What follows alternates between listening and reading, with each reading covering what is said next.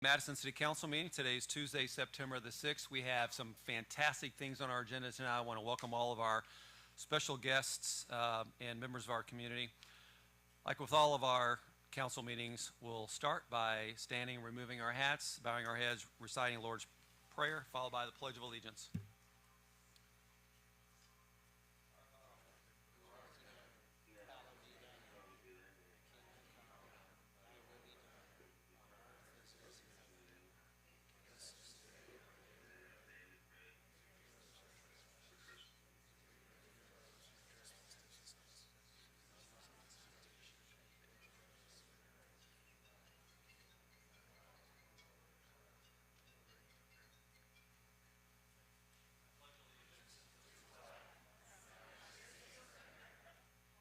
Republic for which it stands, one nation, under God, indivisible, with liberty and justice for all.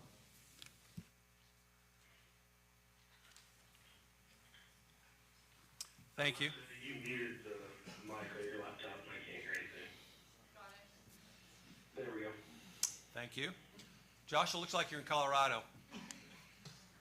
Just kidding. Just kidding. Portland. There you go. Clerk, may we have a roll call of council, including members present tonight from our Parks Board? Absolutely. Mike, please. It's on. It's on. Okay, thank you. There we go. Oh, turned it off. It was on. Just talk louder. Dan Datillo, Here. Bartlett, Here. Chatham, Here. Schaefer, Here. Datillo, El Datillo, here, Krebs, Here. and Tevenoff. Here. Great. And also in attendance for the Parks Board is Jake Shockley and David Hertz. And Paula Krebs is a member of Parks Board. Sorry, Carla. Council, have you had an opportunity to review the minutes from August the 16th? If so, we'll entertain a motion to approve those minutes. I move that we approve the minutes as written. I second the motion. Any discussion? All in favor, please say aye. Aye. All opposed? Thank you. All right, moving on, we have a couple of proclamations and a presentation. I'd like to ask Marilyn Hutchinson to come to the podium, and the mayor will proclaim Constitution Week.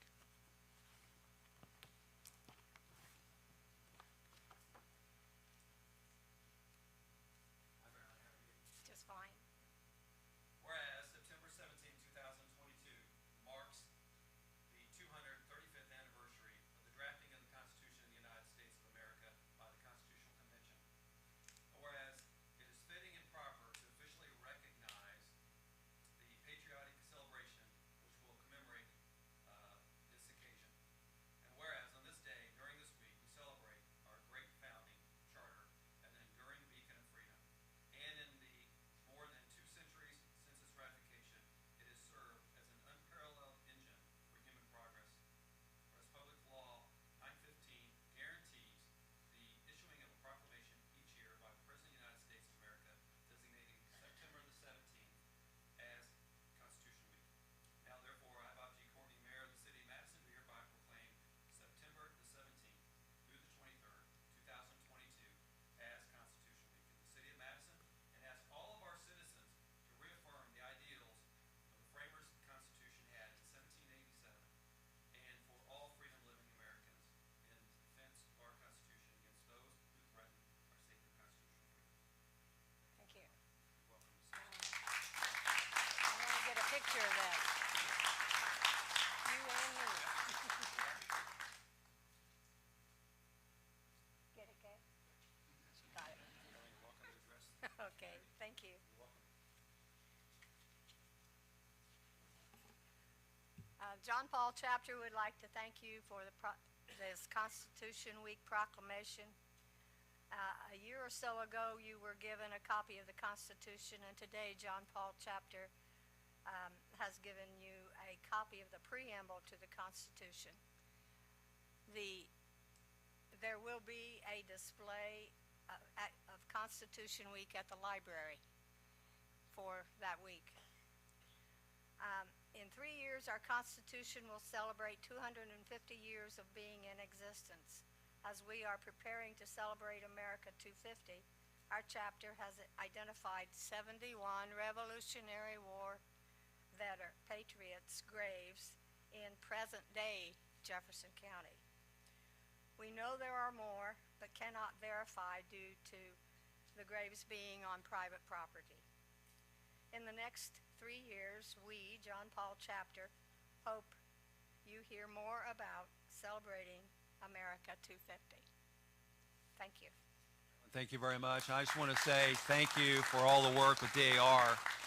And regardless of what your political affiliation is here tonight, the Constitution is serving us all. So, yes, Marilyn, thank you so much for being here tonight. You're very welcome. And I think you all have received a copy of the preamble. We received the preamble, and I want to let you know, too, since you came here last year and presented this, we give one of these to each of Mr. Barger's students or any high school student who is here with their government class. So we had a student here tonight, so we appreciate the example you set for us here. Thank you. Thank you. Now I'd like to invite State Representative Randy Frye to the podium, and he has a presentation of a House resolution for acts of heroism. And I'd like to invite Chief John Wallace to represent Madison Police Department. Randy, welcome. Thank you, Mr. Mayor. Chief. Representative Frye. Good to see you, sir. Good evening, Mr. Mayor and Council. Back in, I believe, early August, or maybe even late July, this council and the mayor recognized the Madison Police Department for heroism, and also a deputy from the Jefferson County Sheriff's Department for heroism in a fire, rescuing individuals. I attended that meeting, however, wasn't able to present what I wanted to recognize those brave officers. What I have tonight is a resolution. A resolution, if you're not familiar, very much like a law. It's voted on by the members of the House of Representatives, and it's in the archives of the state of Indiana forever, recognizing these officers. And so, because we had a special session in late July and in early August, we were able to draft the resolution. I have a copy for it now. So, Chief, this is this resolution adopted by a voice vote on August the 2nd, 2022, during the second special session of the 122nd General Assembly. A resolution recognizing the Madison Police Department and Jefferson County Sheriff's Department. Whereas early on the morning of July the 3rd, 2022, an apartment fire broke out in the city of Madison. Whereas 5 children and 1 adult were trapped on the second floor of the burning building, and with the stairway blocked by flames, they were forced to break a window and jump. Whereas the responding officers were able to safely catch each individual as they leaped. I'm retired Indianapolis Fire Department. I can tell you, catching someone without injuring them further is almost impossible. And so this act of heroism goes beyond something that I would have imagined.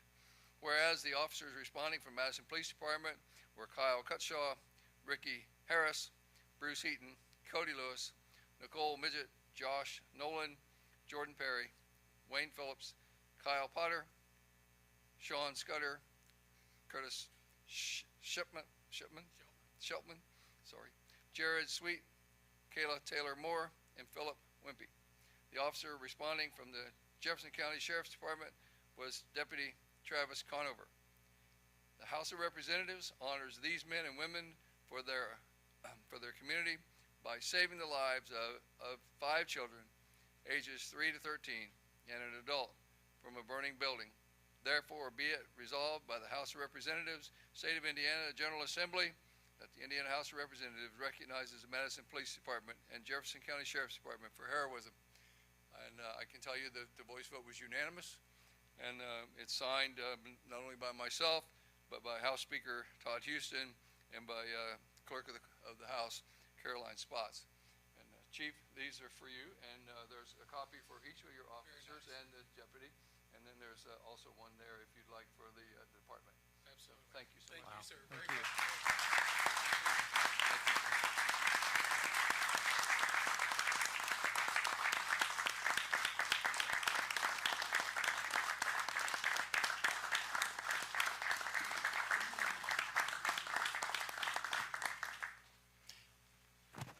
I'm just the messenger here, but I'm a proud messenger, proud of this department and the effort that they put forth each and every day, and in particular this particular fire. It was just simply heroic. I would like to thank our state representative, Frye, for taking the time to recognize us. I didn't know that there's ever a unanimous vote in any house, so that's that's pretty impressive right there, isn't it? Yeah. Yeah. So I do thank him very much. It's very much appreciated. There's a special place on the MPD wall that this will hang for forever, we hope. But again, thank you very much, and thank you, and thank the community for their continued support of our department. Thank you.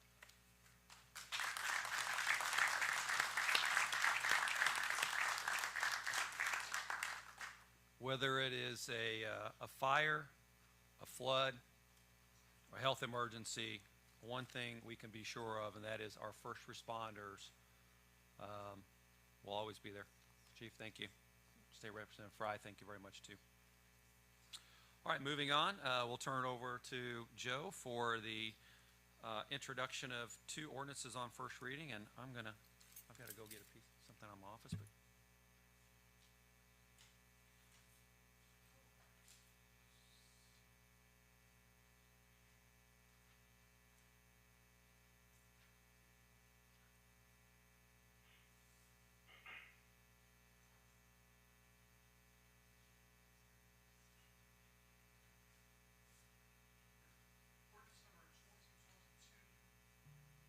-19, an ordinance of the Common Council of the City of Madison, Indiana, amending Section 151.3 of the Historic District Ordinance.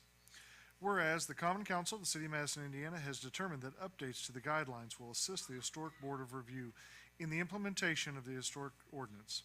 Whereas the City of Madison has been presented with the updated design guidelines to replace the 2009 commercial and residential review guidelines. And whereas it is the policy of the Common Council of the City of Madison, Indiana, to preserve the historic heritage of the City of Madison as outlined in Section 151.01 of the Historic Ordinance. Whereas the Common Council of the City of Madison recognizes that the City of Madison Historic Board of Review has authority to change and modify its rules and procedures that is separate from the guidelines outlined in Appendix A. Whereas the Common Council of the City of Madison, Indiana agrees with the recommendations set forth by the Madison Historic Board of Review regarding the amendments to the guidelines specifically contained in pages 35 through 139. Now, therefore, be it ordained by the Common Council of the City of Madison, Indiana, that Section 151.03 of the Historic Ordinance is hereby amended to read as follows. It is not the intent of this chapter to discourage new construction or other development, nor to limit any one period of architecture style, but to preserve the integrity of the historic buildings and to ensure compatibility of any new work constructed in the historic district. In making its decisions, the board will consider its effects of proposed alterations or construction on both the individual structure involved and the neighborhood surrounding the structure. The board shall consider the Madison Design Review Guidelines contained in Appendix A, specifically pages 35 through 139. The board may amend the guidelines from time to time, subject to the approval of the Common Council. So that is on first reading. Ordinance number 2022-20 is an ordinance of the Common Council of the City of Madison, Indiana, providing for redistricting compliance with Indiana Code 36-4-6-4. Whereas the City of Madison is a third-class city of the Common Council of the City of Madison, Indiana, is its legislative body. Whereas the council is composed of 7 members, 5 of which are elected from districts established by the Code of Ordinances, Section 30.07, and plus 2 at-large members.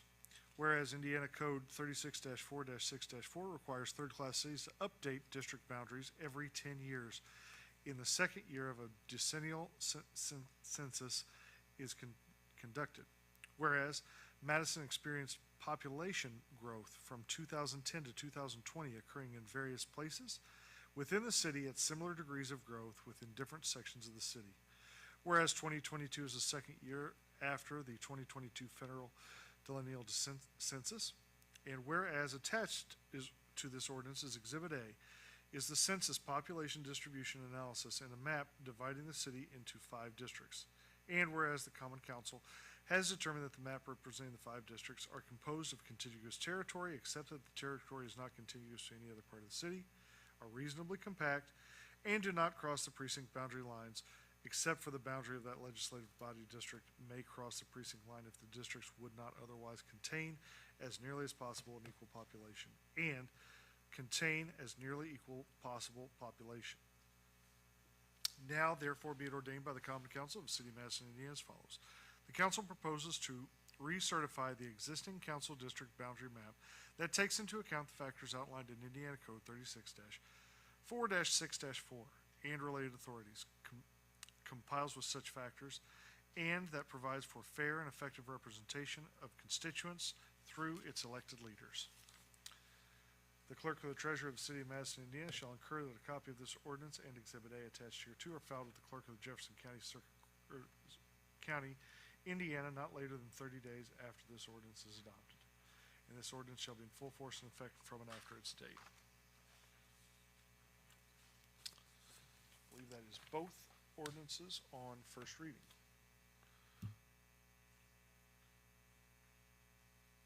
Thank you, Joe. Council, are there any reports, recommendations, or other business from standing or select committees of City Council this time?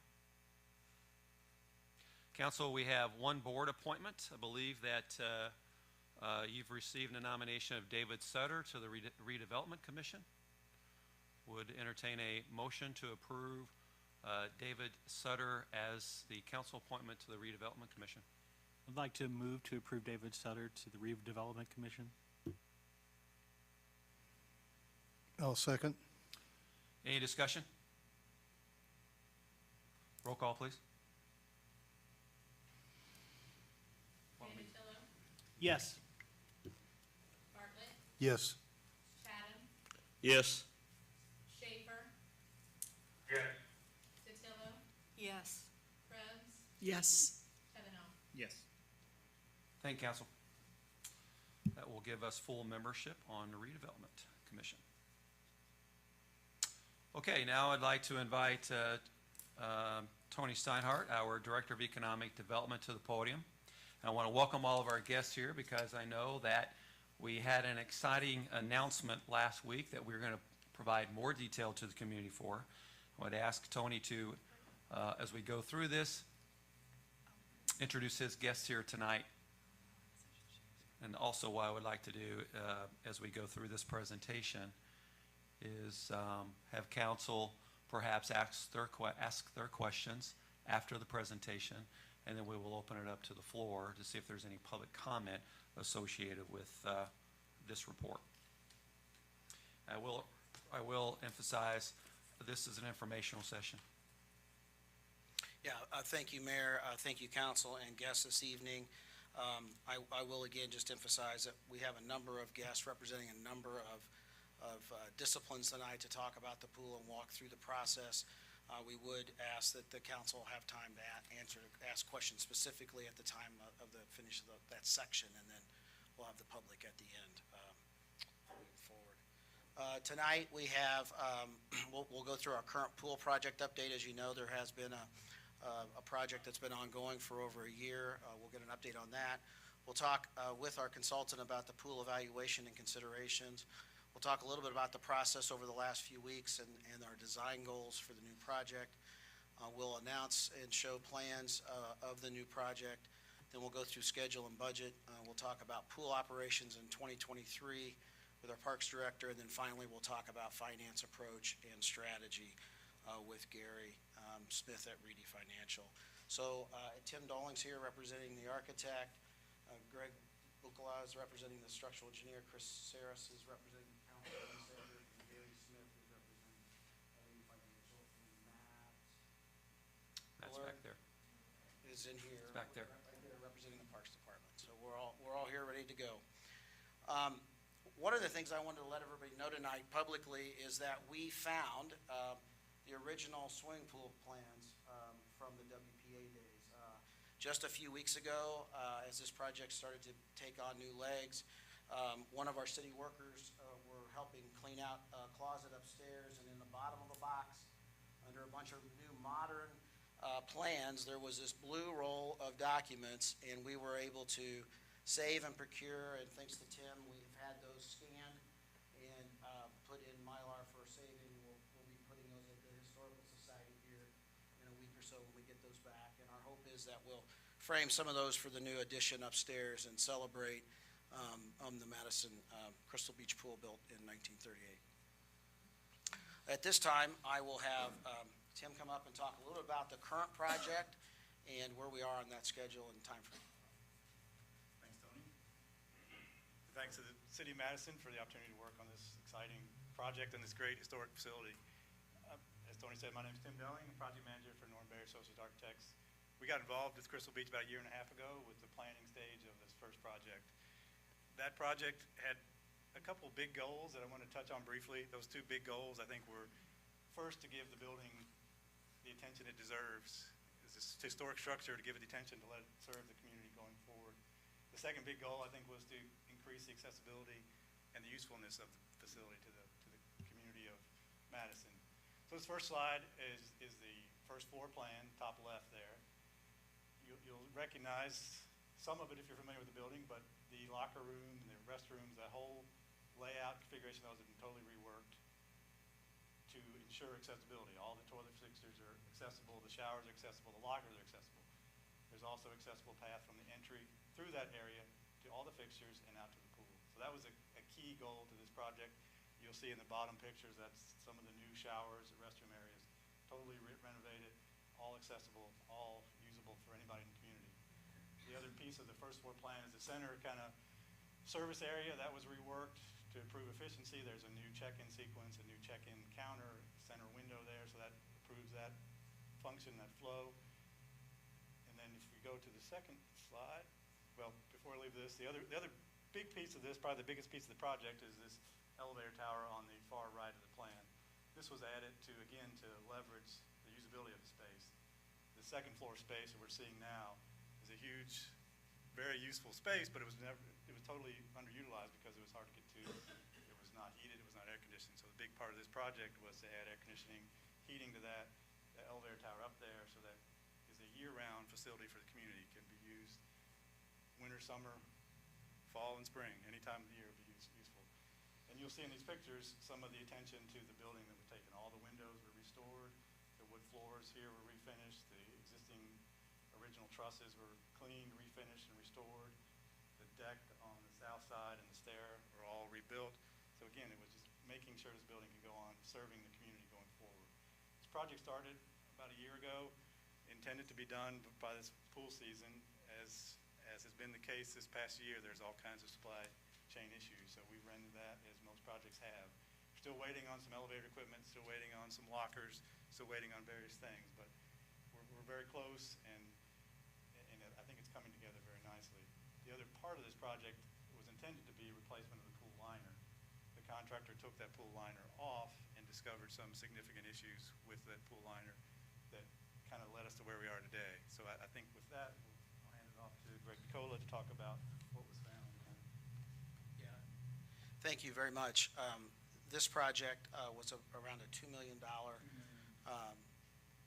little bit around $2 million renovation to the bathhouse. And again, we hope that to be completed here in October once the elevator equipment comes in.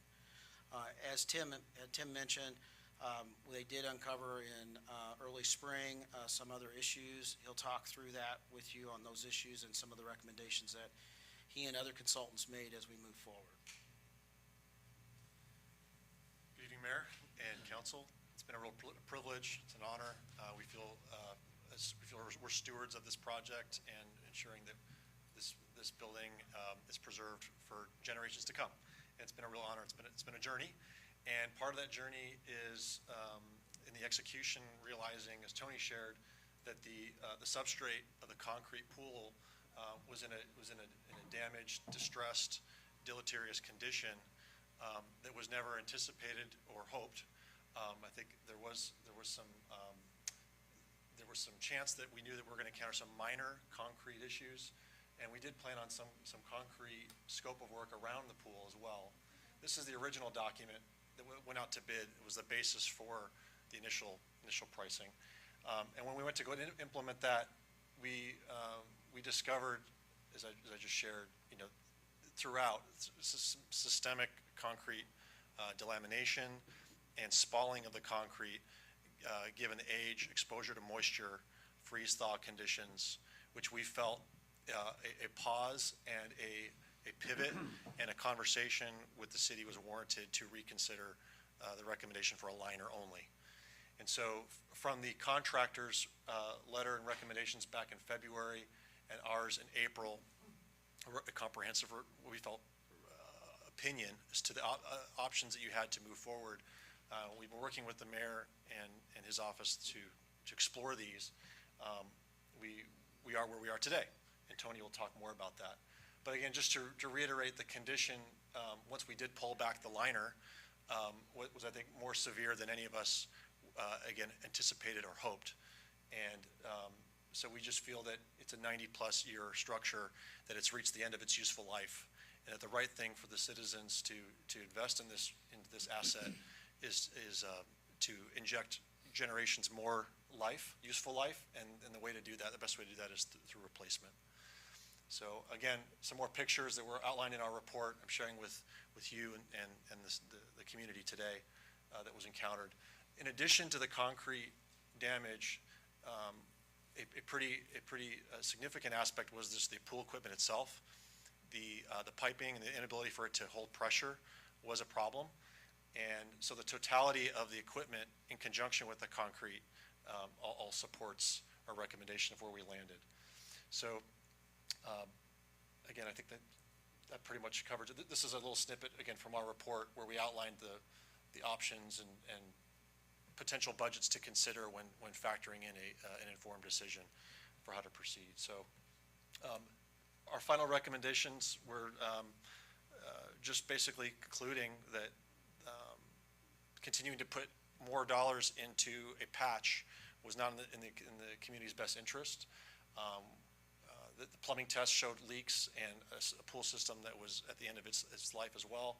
And we've been working quickly to define the right solution for the right budget, for the right answer for the community, and finding the convergence of all of those things has been a challenge. But we think we've done that well. We're eager to share it with you all. So with that being said, I'll pass it over to Tony.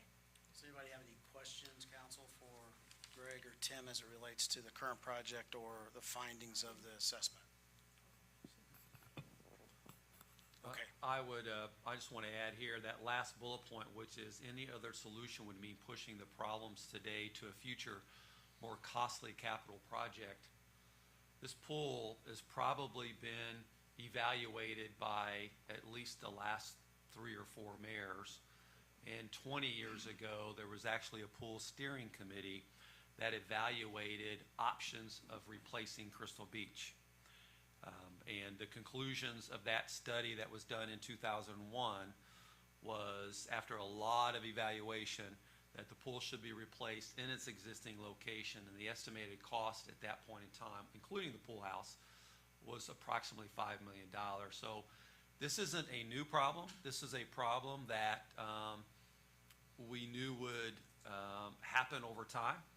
There was some extended life in the pool that was given with some modest investment 20 years ago, but we're now to the point where if you look at a cost-benefit analysis, it just does not make sense to spend millions of dollars trying to repair a pool only to know that its useful life is going to be very limited. The best thing to do is work with the exact same parties, candidly, from 20 years ago and design a pool, as we are proposing today, one that is for all generations of all abilities and for future generations to come. It's a wiser investment. Yeah, and to that point, Mayor, one of this slide here, we indicate we found 3. We know there was at least 6 various studies over the years. Chris has seen some of those. We were able to mention this. And, previous administrations and city councils have taken the prudent step to try to help extend the life, as the mayor said. But as Greg has said, and others, we're at the point where about a 90-year-old pool, there's just not a lot of life left in the basic structure any longer. So what did we do when we found out about this and made that decision in June? I met with a number of folks throughout the community on our preservation side and our parks side, met with our parks board members at the time and had some listening sessions about that. And as a part of that, came forward with these goals for this project that was presented to the design team. The design must be sympathetic to the importance of this iconic WPA pool design in terms of its shape. We need to offer amenities fully accessible for all age groups while promoting the pool's legacy in the community. We need to meet the regional recreational demand and become the destination pool facility in the area. The design shall be focused on efficient operations and life cycle costs, and we need to celebrate the WPA history, which I learned a lot about on that listening tour, the importance of community pools, the architect Frank Baldwin Hunter, and the seashore pool design. It is our hope to celebrate that in a way that's not been done before as a part of this project. So at this point, I would like to introduce Chris Saris to talk a little bit about the new Crystal Beach. I'm supposed to go through schedule. No, that's in the wrong spot. There we go, the new Crystal Beach design.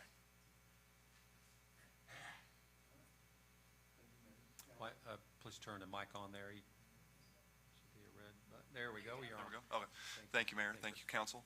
Appreciate the opportunity to be part of this exciting project and to present some concepts here for the new Crystal Beach swimming pool that we've been working hard to design on the fast track. Exactly. So, one of the first things that we were tasked with was maintaining the shape of this pool and the historic nature of it. Being such an iconic pool, we wanted to maintain as much of that historic flavor as we could. So with that in mind, we tried to incorporate a number of modern functionalities and attractions within the pool so that we could attract as many people from age groups and ability levels as we could. So with that in mind, we took the shape of the pool and we began fitting in modern amenities into this pool. So this is a new pool plan, and you may recognize it. We've maintained the original shape of the pool, but within this pool, we have added a number of new attractions. All right, starting on the right side, we have, this is a sun shelf that's along one of, called the arms of the wedge that's out of it. That will be a shallow area of the pool, only a couple of inches deep, great for having lounge chairs in the water where users can sit out and sun.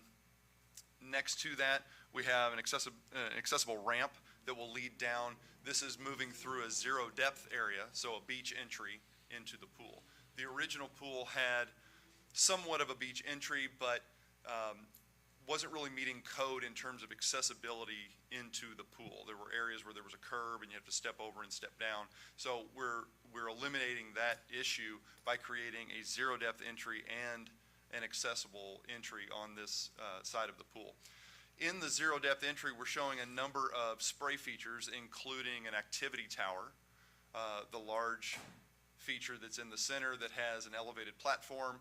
This one in particular that we're showing has a number of different spray features, a slide that exits from the platform, and I'll show you some examples of this tower, types of this tower.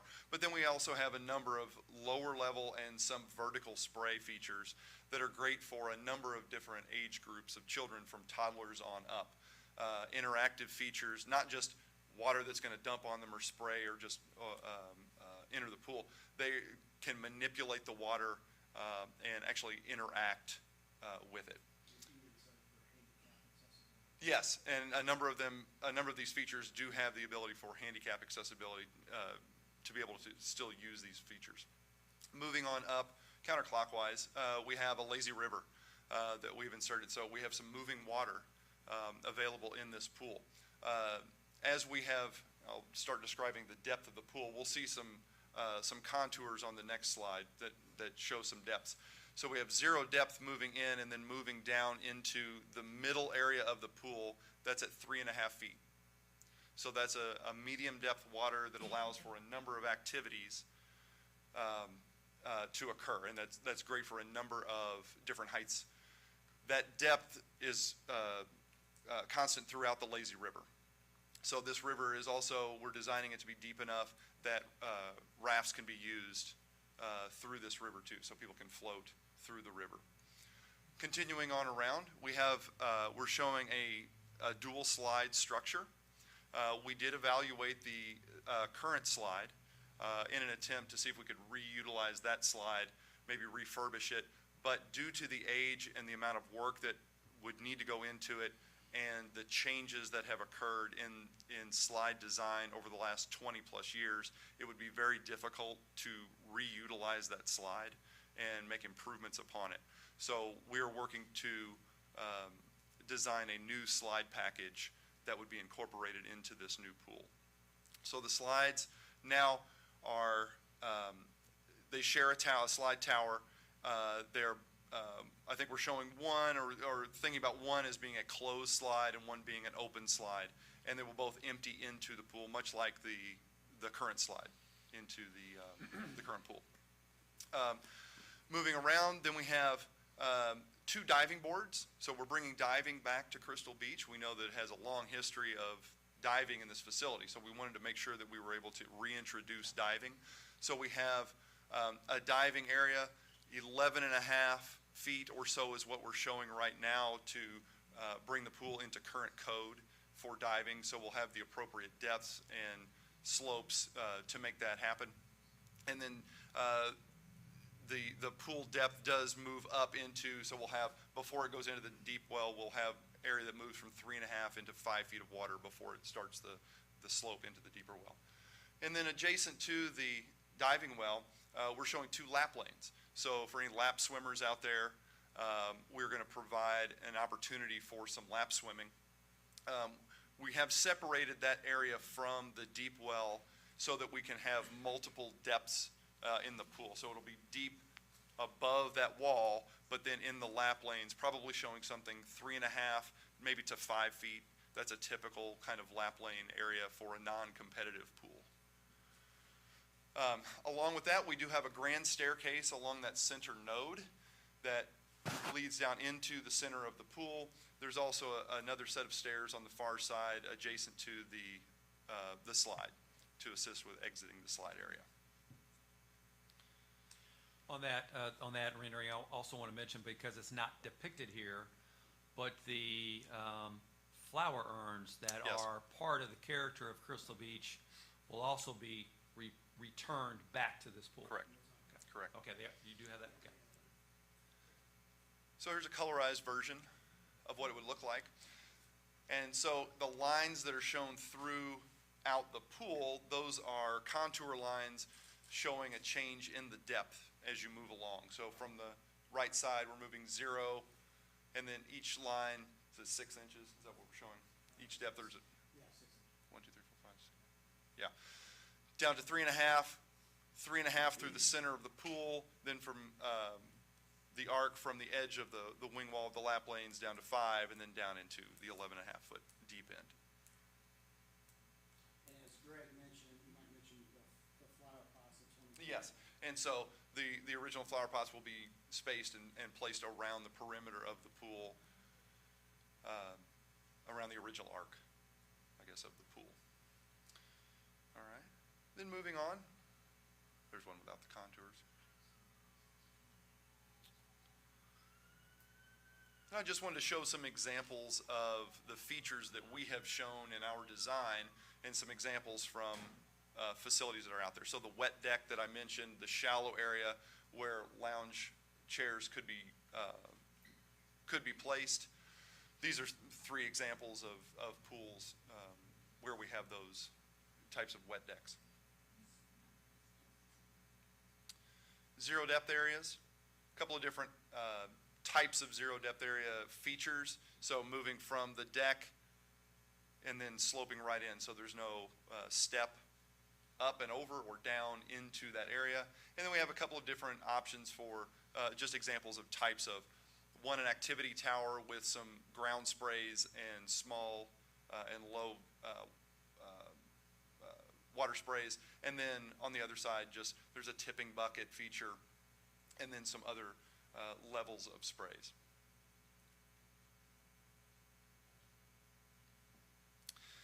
This, in the top left, that is actually the activity tower that we showed in the plan. So you can see that there is a platform in the center, steps leading to it, and then various sprays and water features around the edges, and the slide that runs out off the side. The other photos that are there are actually some of the features that are on this activity tower, which is common. There are many, many more options for the types of features that are shown and many types of activity towers, but this was an option that we showed to start. And here are some other options for the types of spray features that we might see. A number of vertical spray features in the center, some tipping buckets, larger sprays, ground sprays. On the left and right outside photos show some interactive features where children can manipulate the water, manipulate the feature itself, and change the direction of the water, play in cooperation, and not just have the water passively hitting. They can actually manipulate it. And here are some examples of some lap lanes that have been incorporated into a leisure pool. Very common feature that we see in pools that are non-competitive, but still a desired feature in a pool. Providing lap lanes, the lap lanes can be incorporated in a number of different ways and used in many different ways. Some examples of lazy rivers and current channels. As you can see, water moves throughout. They can be used for just walking. They can be floating features with rings. They can be used for water fitness. They can be used for resistance training against the current. Very popular features and very versatile. Obviously, water slides, you're familiar with water slides, but just wanted to show a couple of examples of dual slide towers. Then back to our plan. Greg, would you talk a little bit about the square footage of water that Okay. we're proposing versus what we have Yep. today, and address the bather load that we currently have, which is roughly 1,000 to what we're proposing? Yep. So currently, the existing pool is around 20,000 square feet, approximately, maybe a little bit more than that. The pool that we're proposing is about 14,250 square feet. So it is smaller, more compact, but has more modern features in it and is going to be more functional, we believe. Current bather load of the pool is about 1,000 or so.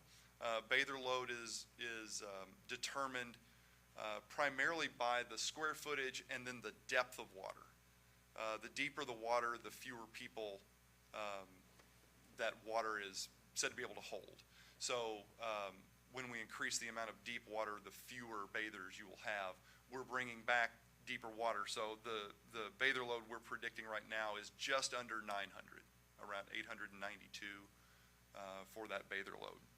Could you put in perspective the amount of square footage we have today compared to maybe an Olympic-sized swimming pool?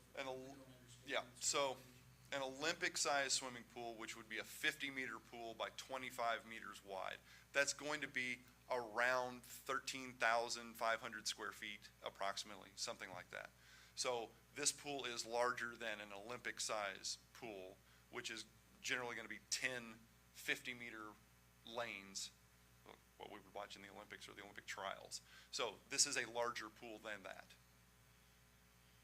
Let's see, some other volume. Current volume on the pool is just under 590,000 gallons of water. This pool is about 360,000 gallons of water. So smaller body of water, smaller volume in this pool. Can you address the turnover of water that we'll be seeing and what's required versus what we have currently? Cleansing water and those sorts of things. I don't have the numbers for the current pool and what we had for turnover, but we're going to end up with, let's see, didn't write it down. Turnover, we would have under 6 hours for a turnover. So approximately the volume of the pool would go through the filters, get treated, and return to the pool. Part of the issues we have now with the current pool, aside from the pressure issues in the piping and the leaks that we have, is that there is insufficient return back to the pool. So chlorinated filtered water being returned to the pool is not up to code as it is today. So we're going to be designing certainly all the filtration and treatment systems to meet or exceed the code as it is today. Council, do you have any questions for Chris?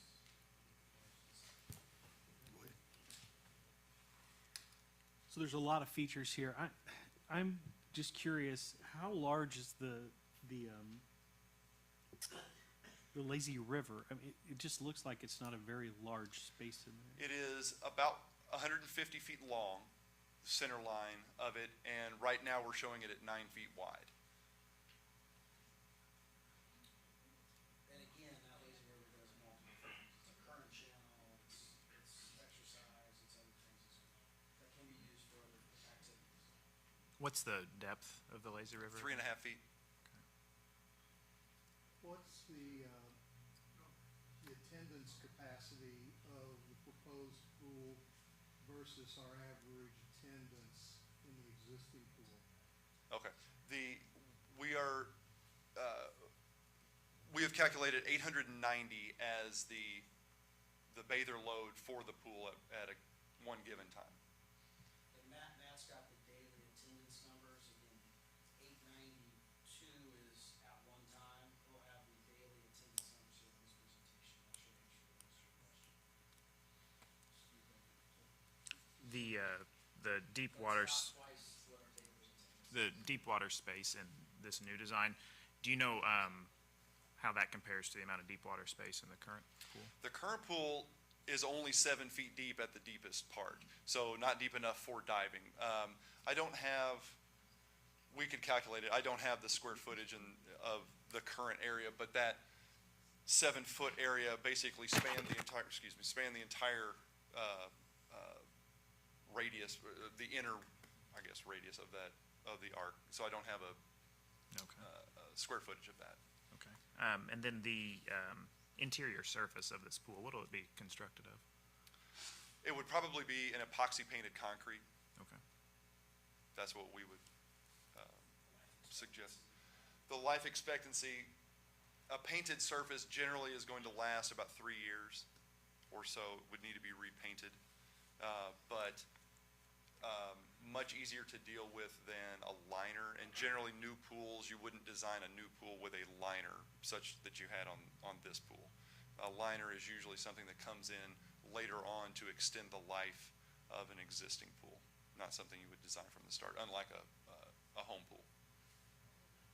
So for that 3-year repainting period, how many of those would you expect to be able to repeat before the actual concrete does need to be lined? Are we talking 30 years, 50 years? I would expect 30 years or more. And then what about the other maintenance and operational costs, compared to how they are today? Are we going to be dropping those costs because it's operating more efficiently, or are they gonna go up because things are operating to code now?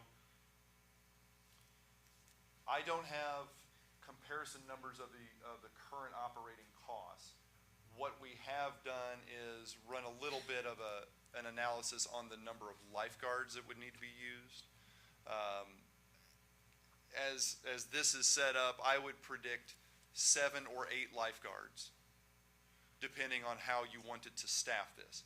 Now, if at different times of day, if only certain sections of the pool were open, then that could be reduced. Like if the slide is not on, then that's 2 lifeguards that might be reduced, or at least 1.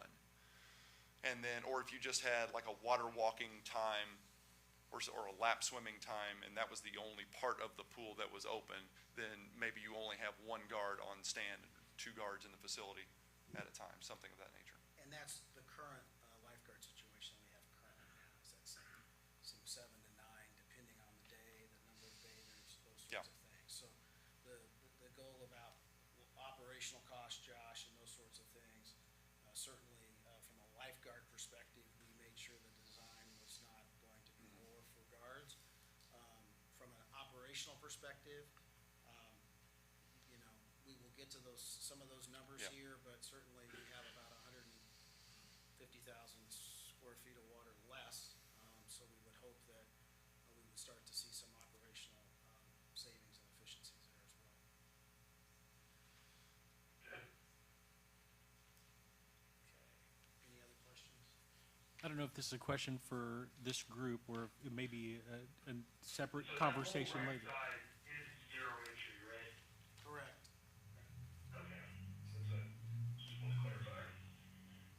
I mean, you might address, Chris, part of the challenges with the day's code and the current pool design and how we've tried to create flat space for activities of aerobics and swim lessons and some of those sorts of things, and talk a little bit about the challenges with the existing Yeah. grades and falls. Yeah, that was part of the challenge coming up with this design, because the slopes of the current pool do not meet current code. So typically we would see a slope in shallower areas of dropping 1 inch every 12 inches, or 1 foot every 12 feet. And then once you pass 5 feet, then you can go 1 foot to 3 feet of drop. And the current slope in the pool exceeds that. And then when you get into that drop into the 7-foot section, the contours don't work and don't meet code. So, we want to make sure that we are meeting that and providing accessible pool areas for everyone to be able to come in. So that's making it a real zero depth entry or beach entry that doesn't have a curb or a step down, or both in some cases in the existing pool is how we have approached this. Okay.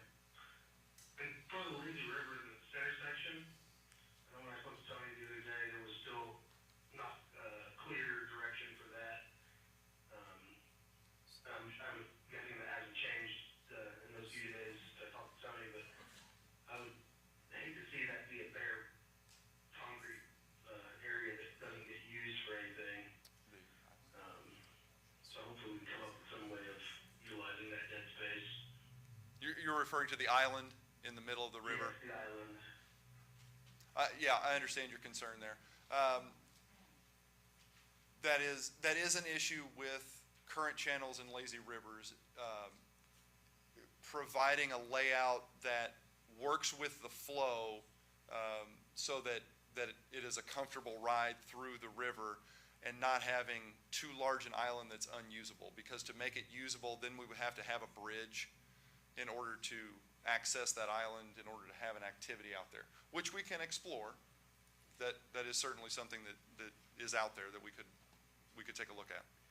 One of the pools I was involved with before, there was some plantings out there, there's a lifeguard stand out there, and a shade structure that would also shade part of the river.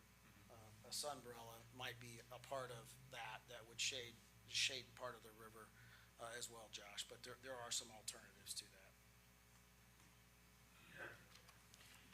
Can I ask how greatly, and we may not know this answer yet, Mr. Mayor, how greatly this will affect the entrance fee to get in for persons?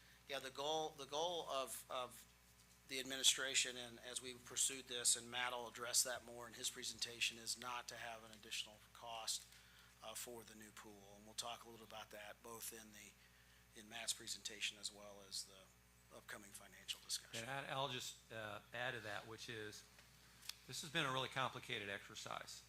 We first had to come to the conclusion of what reality is, and that is there's no way fixing the current pool. Then we had to start talking about the architectural significance and the modernization of the pool, and the fact that we wanted it to represent the entire community of all ages and all abilities. And how do we do this without raising property taxes or charging higher admission fees. So the team has really worked very hard to get to the point to where we can present to the community designs, and then there's lots of different steps that still have to be followed. Think about tonight as maybe agreeing that we want to go to the starting line. You know, now we've got something that we can proceed with. There's still steps in the process. There's still a financial plan that has to be put together fully. Tonight is really the information about the design to let the community know how hard we've worked to, you know, bring back a pool that is going to be great for not only the city of Madison, but a destination pool for the region. And that also, Councilman, plays into the financing aspect of the pool, which is if we can design this to where it is destination oriented, we can make this a pool that will have even higher attendance, and we have lower operational expenses projected. The net revenues on this will still support a new pool without raising admission costs. So there's a lot of elements to this that add to the complexity that we have been addressing.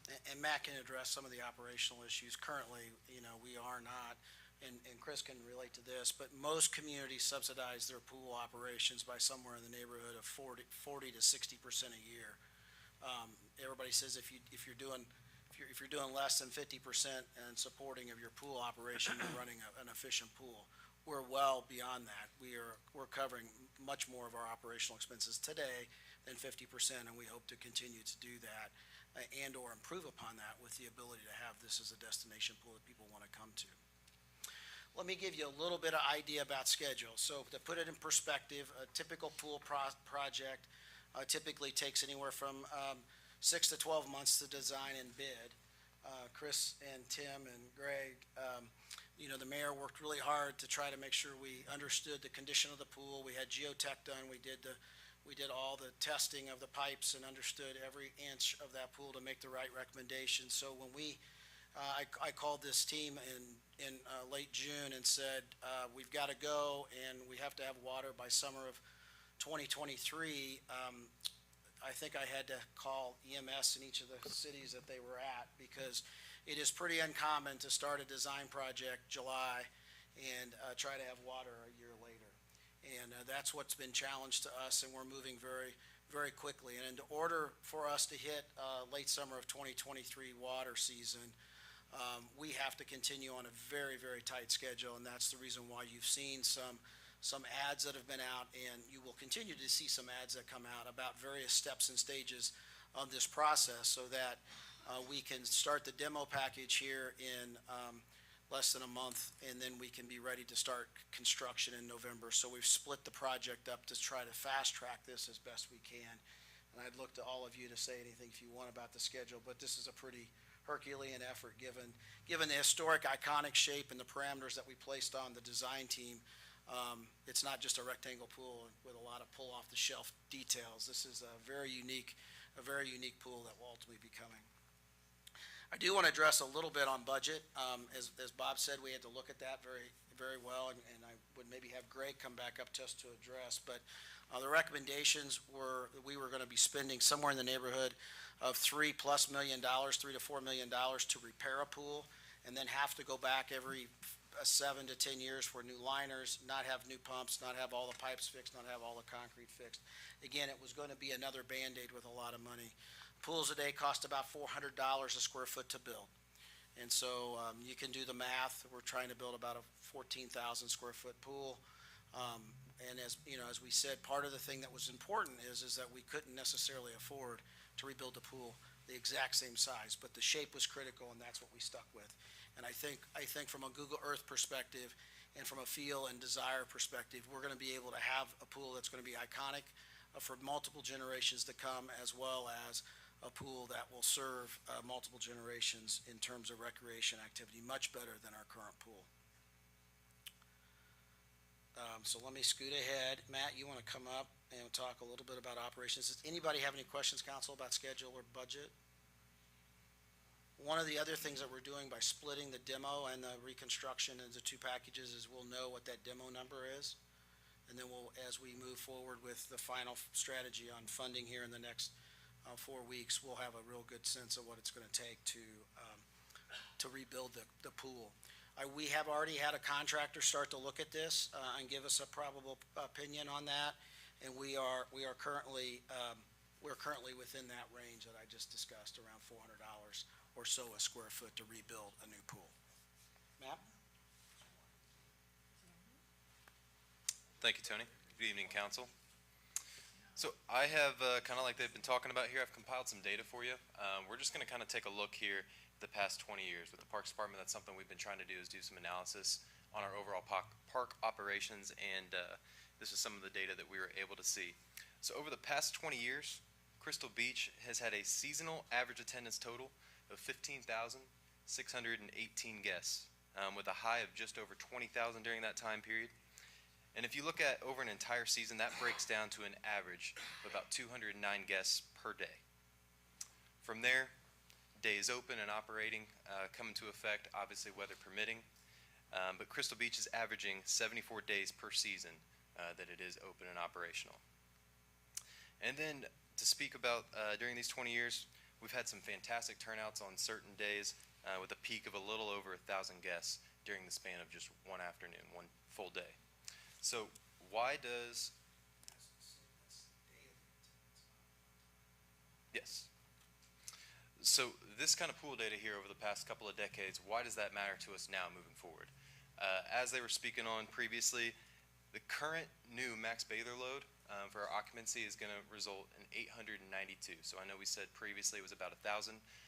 That's not something that we are anticipating to be an issue, as I've showed with the attendance records, because that is all simultaneously, not throughout the entire day. We can't obviously exceed throughout the entire day. But we've taken some steps, precautionary steps, to address those sort of issues, and that goes along with our efficiency and our POS systems, to where now we do everything online so that our managers can more accurately capture and track those that have come through our gates, but then also who are there in attendance for the day. That's just to say we don't anticipate any issues moving forward with this new pool, even though we're going to have an influx of new guests at our pool. Taking a look at programming, Crystal Beach is going to have ample room to conduct all of our popular programming, such as swim lessons, water aerobics, and then we've got new amenities, as we've highlighted, such as the lap lanes, diving boards, and open areas of opportunity for us to where we can try implementing some new programs. So this is a great planning period for us, and then for the community as a whole, that if there's something that you see, an opportunity that you see maybe somewhere else, this is the time that we bring that discussion forward so we can start preparing for that, for not just next season, but for future seasons. So even though we expect water in the pool in 2023, we want to make sure that our community is taken care of. So that's something that we've felt the repercussions of here for this season. So I've already begun the discussions with the athletic director and the facility supervisor for Madison schools about possibility of, during the early months of this summer 2023, strictly for programming for swim lessons and water aerobics, but getting access to the junior high swimming pool. That's not something that we can guarantee just yet, but as we said, we do anticipate water being in the pool for this year, but that's something that we want to do to still be able to offer to our community in those, because we had, I believe, over the past year, had about 70 to 80 water aerobics people that were enrolled in that class, and then we had close to 200 swim lessons. So that's something that we still want to be able to provide an opportunity for moving forward.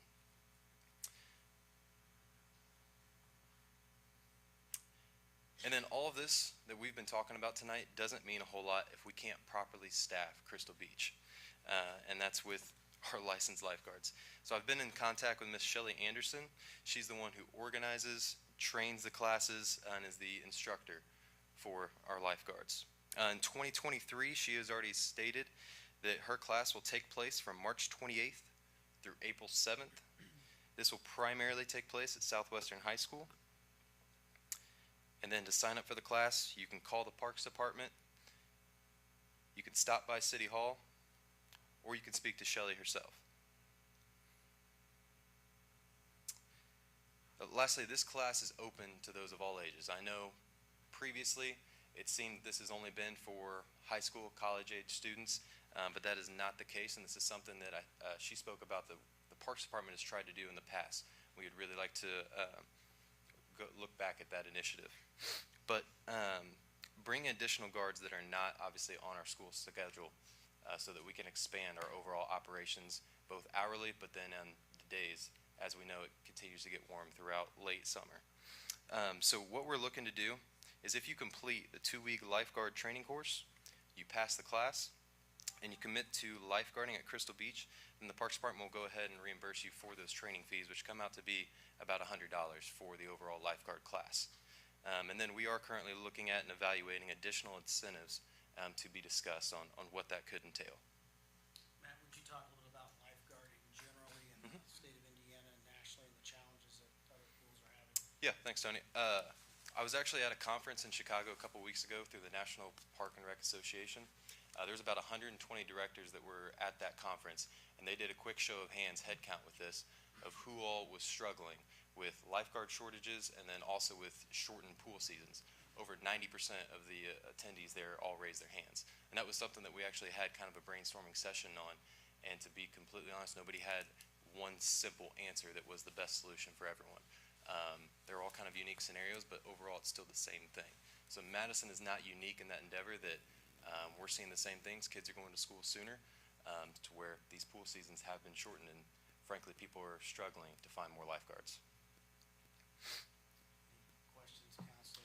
Matt, talk a little bit about programming, because we've talked a lot about the physical facility and the amenities, but we've all enjoyed over the years, myself too, I'm sure many of you, got swim lessons from Mrs. Eisenhardt. What about those types of things? Swim lessons, water aerobics, any other type of program that will also be able to now continue to incorporate into the pool? Yeah, that's where Chris highlighted that 3.5-foot area that Tony's going to show you there in the middle. We still have plenty of area and opportunity there to still hold all of our our programming classes with swim lessons, with water aerobics, and with anything new that we might want to implement. And it's actually going to be a better situation for us with the level there too, in terms of the water depth, but then the surface area on the ground. It's going to be a little bit more stable for people. So and you're bringing back the cannonball contest now that we have diving boards again? Is that true? If anyone will challenge you, then yeah. Okay. Questions, Council? Being a former lifeguard at Crystal Beach, and I know there's at least one city councilor and the Mayor Bob, we've all agreed that we'll be lifeguards to keep our season open. The pool will. You may not be clapping when you see us in swimsuits. I don't know about that. My wife has said something about that, so she's maybe my new exercise program. But having lifeguard there for a number of seasons, we want to make sure that this pool can have an extended life. The pool's being designed with lights, underwater lights as well, and we hope that we can offer various programs throughout the fall, even if it's just on weekends or in the evenings just for adults. But anybody here, I would take Matt up on getting your lifeguard certificate updated or get a new one. Any of us here can stand there and watch other adults have activities, but we have to have lifeguards to open the pool. So at this point, Council, if you have no questions, I'll open it up to the floor for comments or questions from the public. And what we'd like to do, I'm anybody? sorry, one more. Yes, go ahead. I forgot Gary Smith. Oh, Gary, very important piece, because we're The money talking guy. about So Gary Smith giving at an Reedy overview of the financial Financial plan. is reviewing has been working with us over the last 45 days in understanding our financial situation. How can we best go about raising the dollars needed for this pool with it being tax rate neutral? And that's our goal. And we're working really hard, and Gary will give you some insight to that as we move forward. Thank you, Tony. Gary Smith, Reedy Financial Group. I believe on the agenda tonight is a second reading for the RDA. It should be coming up here in just a little bit. I know you guys have done first reading already, but I want to give you a brief description of what that means. Basically, the Redevelopment Authority is the structure in which we're using to secure the borrowing.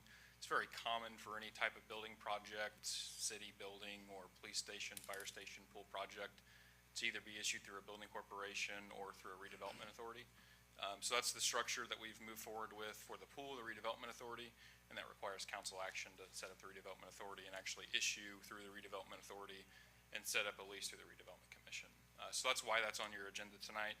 And as Tony mentioned, I just wanted to echo, and Mayor mentioned as well, there's a lot of moving pieces. There's still a lot of steps we have to, cross before we get to the final financing structure. All the models that we've ran for the city with what we would consider to be conservative cost estimates, we've been able to show on a tax-neutral basis for the total taxing district here in Madison. So we're confident that we can deliver this project on a tax rate neutral basis year over year. So again, we're working hard at that, but again, there's some more steps has to come to fruition, get some bids back, finalize some numbers, but that's something we'll be working very closely with the city on in the coming weeks and months. So. Thanks, Gary. Any questions for Gary specifically on the finance before we open it up? I just want to mention that Reed Financial is our financial advisor for the Redevelopment Commission, and we're also working together on clerk treasurer matters, so you're very familiar with our finances. Yeah, and Gary's been spending time on our budget with Mindy and Katie as well, and I think and was at our budget meeting, so he should look familiar to you. So at this point, I'd open the mic up. The mayor would say, please come up, give your name and address, and we're here to answer questions or just enjoy any comments you may have. What I would say about that is, please, tonight's informational. If you have comments or a statement about what you've learned tonight or concerns, please share those with us. We may not have all the answers tonight. We'll follow up with you. Our evening tonight was really about, building consensus that this pool is important to our community from a quality of life perspective. And before we have public comment, I would just close it with this, which is Crystal Beach is a regional destination, and it's important to our community that we preserve this piece of Madison's history. The city is continuing to work diligently to develop a project plan that will prioritize the safety of those who frequent Crystal Beach swimming pool while preserving the original seashore design. And a lot of work and thought has gone into not only the current restoration project, the feasibility with regards to the condition of the current pool, the design of the new Crystal Beach, and then more to come will be the financial plan as it weaves its way through the different approval bodies within the city. We think we have a good plan. We think it's the right thing at the right time for the community. Several of my predecessors have grappled with this very same issue.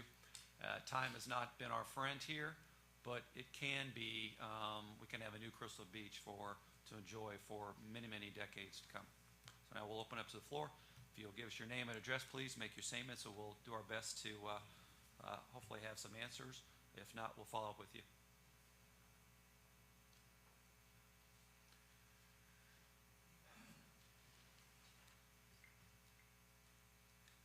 My name is Janet Jones. My address is 1042 West Main Street, and I just have a couple questions. I'm happy to see that this is going forward. There's so many of us here tonight from our exercise class that we enjoy doing at the pool, and we were a little concerned about the room there for our exercise class. Also, are these men the actual men, the contractors? Are these just designers? These are designers, architects, engineers. There's a whole bidding process has to go through where we'll actually form a construction set of documents and then learn from contractors who would want to bid on what the costs are. Okay, is this design set in stone, or is there any leeway to make changes? If you have a comment on the design, we'll answer or address your comment, Janet. Okay, since we're already having less area in the pool, is it possible that the lazy river could be omitted and give us more room in the pool again? Yeah, Janet, good comment. Let me pull up the drawings here, and Alyssa, can you help me, please? And I'll have Chris talk a little bit about square footage per person for exercising and those sorts of things, because I think we'll talk through that a little bit. Anything is possible. Yeah, that looks like it's taking up an awful lot of room of our pool, and it's going to be smaller to begin with. It's a wonderful ideal, but we don't want to lose any more square footage of our pool. And that also, the lazy river, and he'll talk about it, is a current channel, so it's used for exercise. It can be a part of therapy for some of those classes as well. So I'll get to the pool design here, and let me get back here. Are there also going to be any extra handles for handicap entrance into the pool? This is a ramp with railing. just right there is the only place? There. Stairs will have, they will also have. Handicap, okay, that was one of the problems now for the elderly of us. To enter that pool with that slant was a problem for us. But talk about the zero entry design element of it, because the slant is not as The slant's not great gonna as be is now. Yes, Okay. it Yes. is, yeah, the slope is. It's okay. Yeah, the That's slope. okay. No, you're good.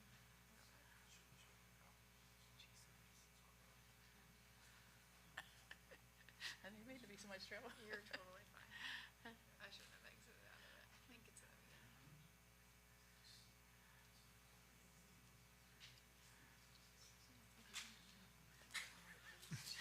There, is that what you wanted? I thought you had. Yes. Let me just go back. Right there. There we go. Okay. All right, so, that's a great question, great question.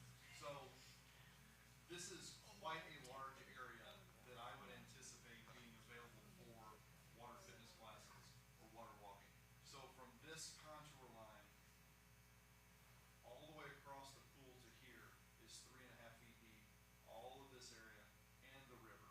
That's a typical depth for a lot of future pools. Then between this contour line and this contour line, that goes from 3.5 to 5 feet. That's also, so if you have some taller folks in your class, that's also usable area. Okay. Plus, the lap lanes are also going to be usable area. Okay. So I think you would find that you actually have quite a bit of usable area for. Okay. That's a concern for the majority of us here tonight, is, Yeah. the majority of us are from our exercise class. There is more than enough room in this pool if we all wanted to get in our suits and go do water fitness. Okay, one other question, the diving boards. Now, when we were young, the diving boards, the water was 9 feet, and we were able to deep. How are you gonna do a diving board there with that shallow of water?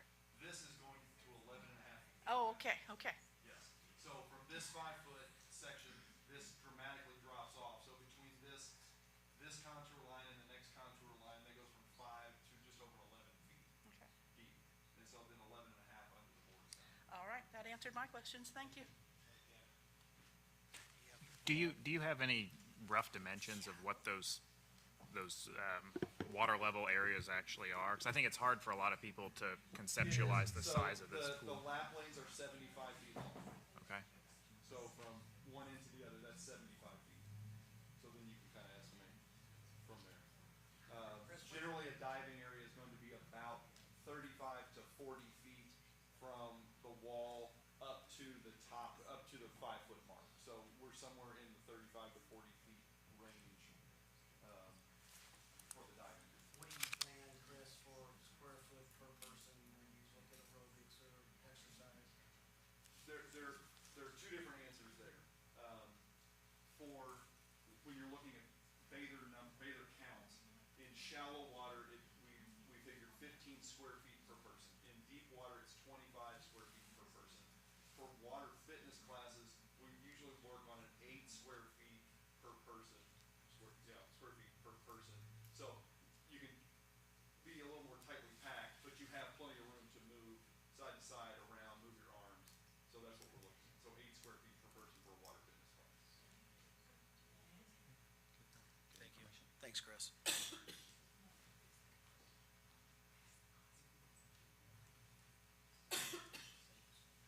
My name is Marcia McCracken. I live at 601 North Little Cedar Road here in Madison. My question goes back to Janet Jones' original question. Is this set in stone? Is this pool set in stone and all the features set in stone?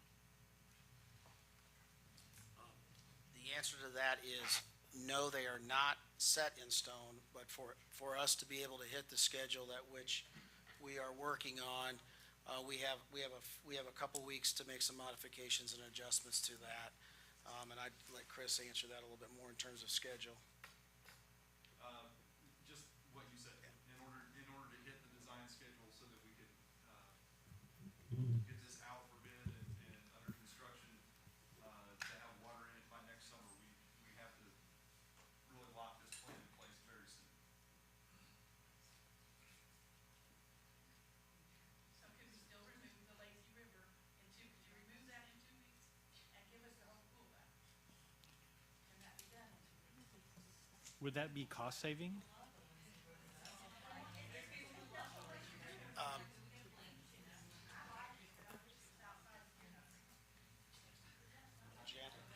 would, to answer that question, there would be a cost saving in that there's a pump that gets removed.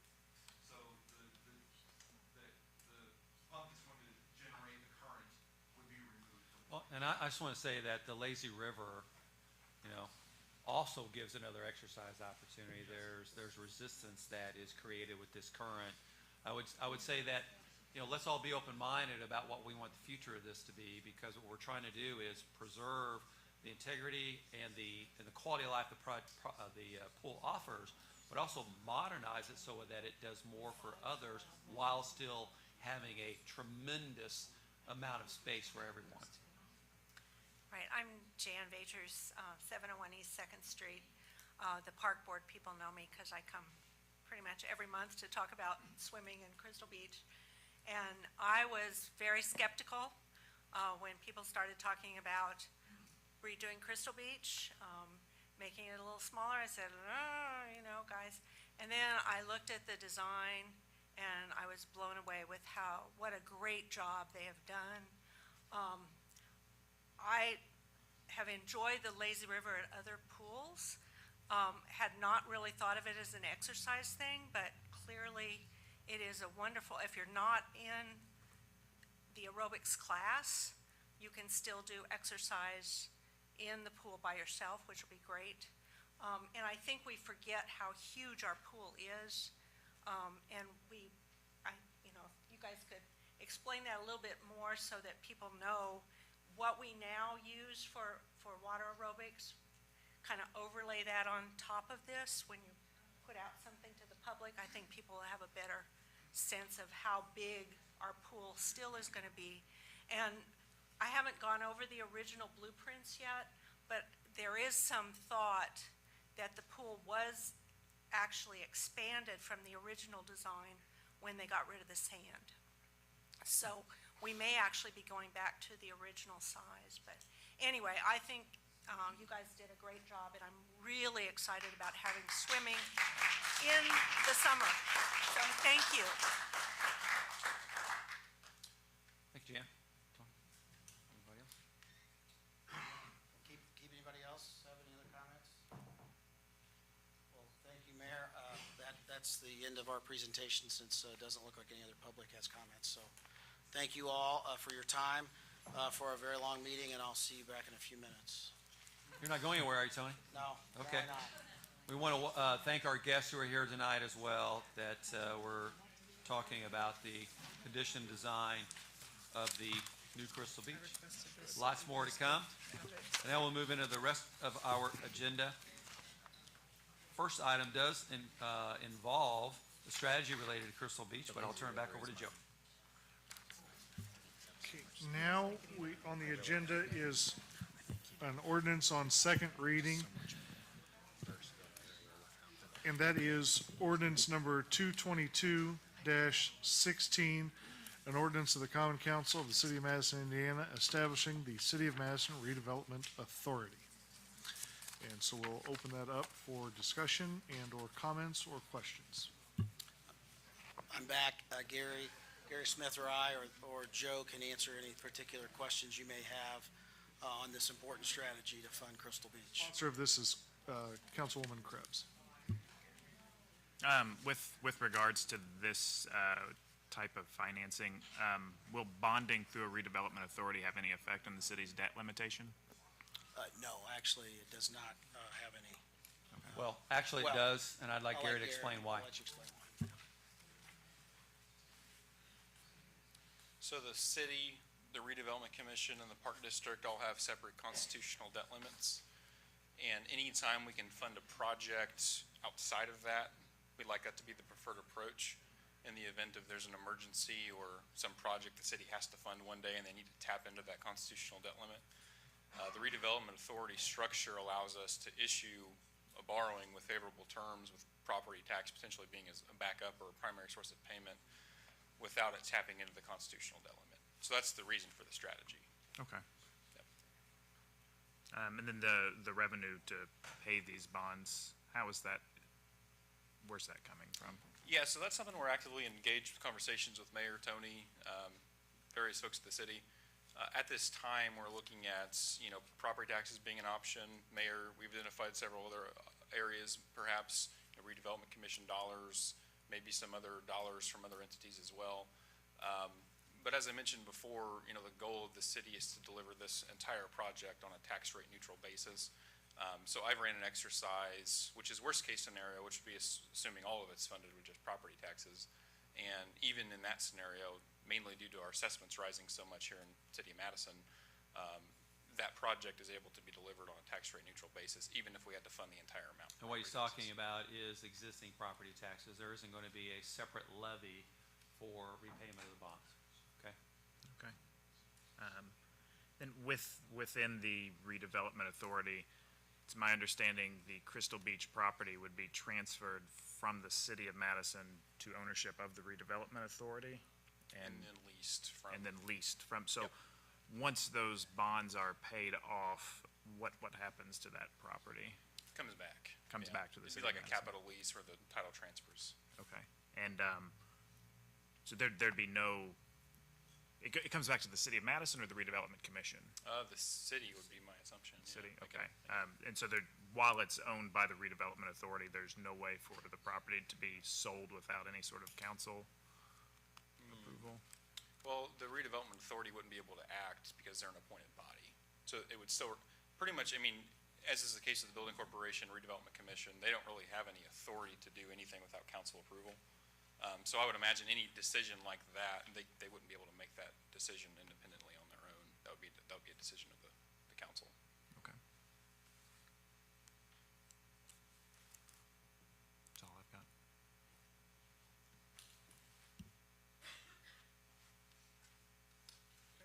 Any other questions with regards to the redevelopment authority?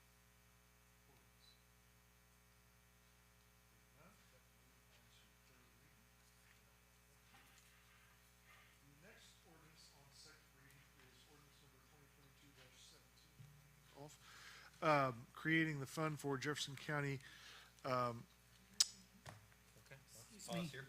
Yes. Okay. oh, sorry, No, that's okay. moving too I was fast. waiting to make sure that Patrick was okay before I did this. Gotcha. I would like to move that we suspend the rules to go to a third reading, that we go immediately to the third reading and vote on the redevelopment authority. Okay. Given that Josh is where he is, is there a second on that? I will second that. Okay. Is there any discussion on the suspension of the rules? Okay, if we could have a roll call vote on that. Krebs, Yes. Dan DiTillo, Yes. Bartlett, Yes. Chatham, Yes. Lucy, Yes. Schaefer, Yes. and Tivino. Yes. Okay. So now we are on third reading on ordinance number 2022-16, an ordinance of the Common Council of the City of Madison, Indiana, establishing a redevelopment authority. If we could have a roll call vote on that. Krebs, Yes. Dan DiTillo, Yes. Bartlett, Yes. Chatham, Yes. Lucy, Yes. Schaefer, Yes. and Patrick. Yes. Thank you, council. All right. Now, on to 2022-17, an ordinance of the Common Council of the City of Madison, Indiana, establishing the Clean Drinking Water Non-Reverting Fund, and this is on second reading as well. Is there any comments or questions with regard to this ordinance from either the audience or the council? Seeing I none. would move that we suspend the rules and go on to third reading. Okay. I'll second. Is there any discussion on the suspension of the rules? Okay, hearing none, take a roll call vote on that. Please. Just trying to get the Bartlett, Yes. Tivino, Yes. Lucy DiTillo, Yes. Schaefer, Yes. Chatham, Yes. Krebs, Yes. Dan DiTillo. Yes. Thank you, council.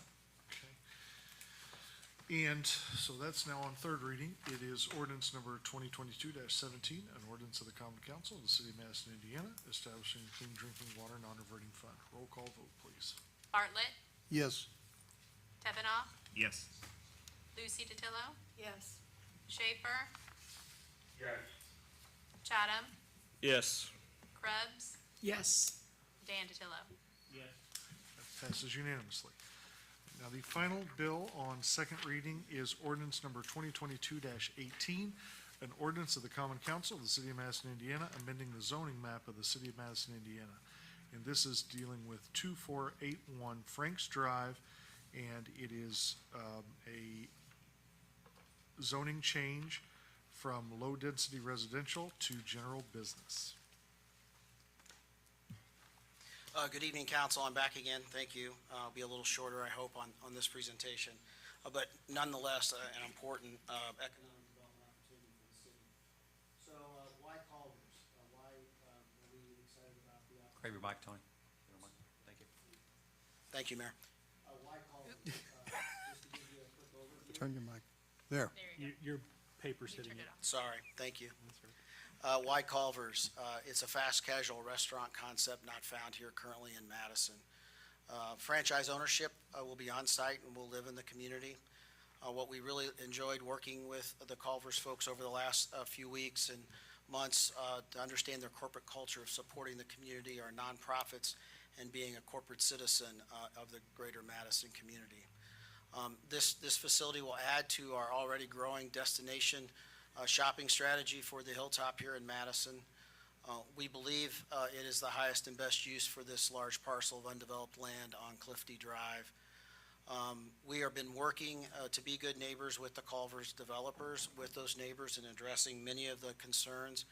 Again, nothing will ever be as nice potentially as just a vacant lot for those neighbors, but we as good citizens want to try to make sure the economic impact to our broader community is also felt. So we've been working with them in terms of light, sound, traffic, and water drainage concerns, and trying to mitigate those impacts as much as possible.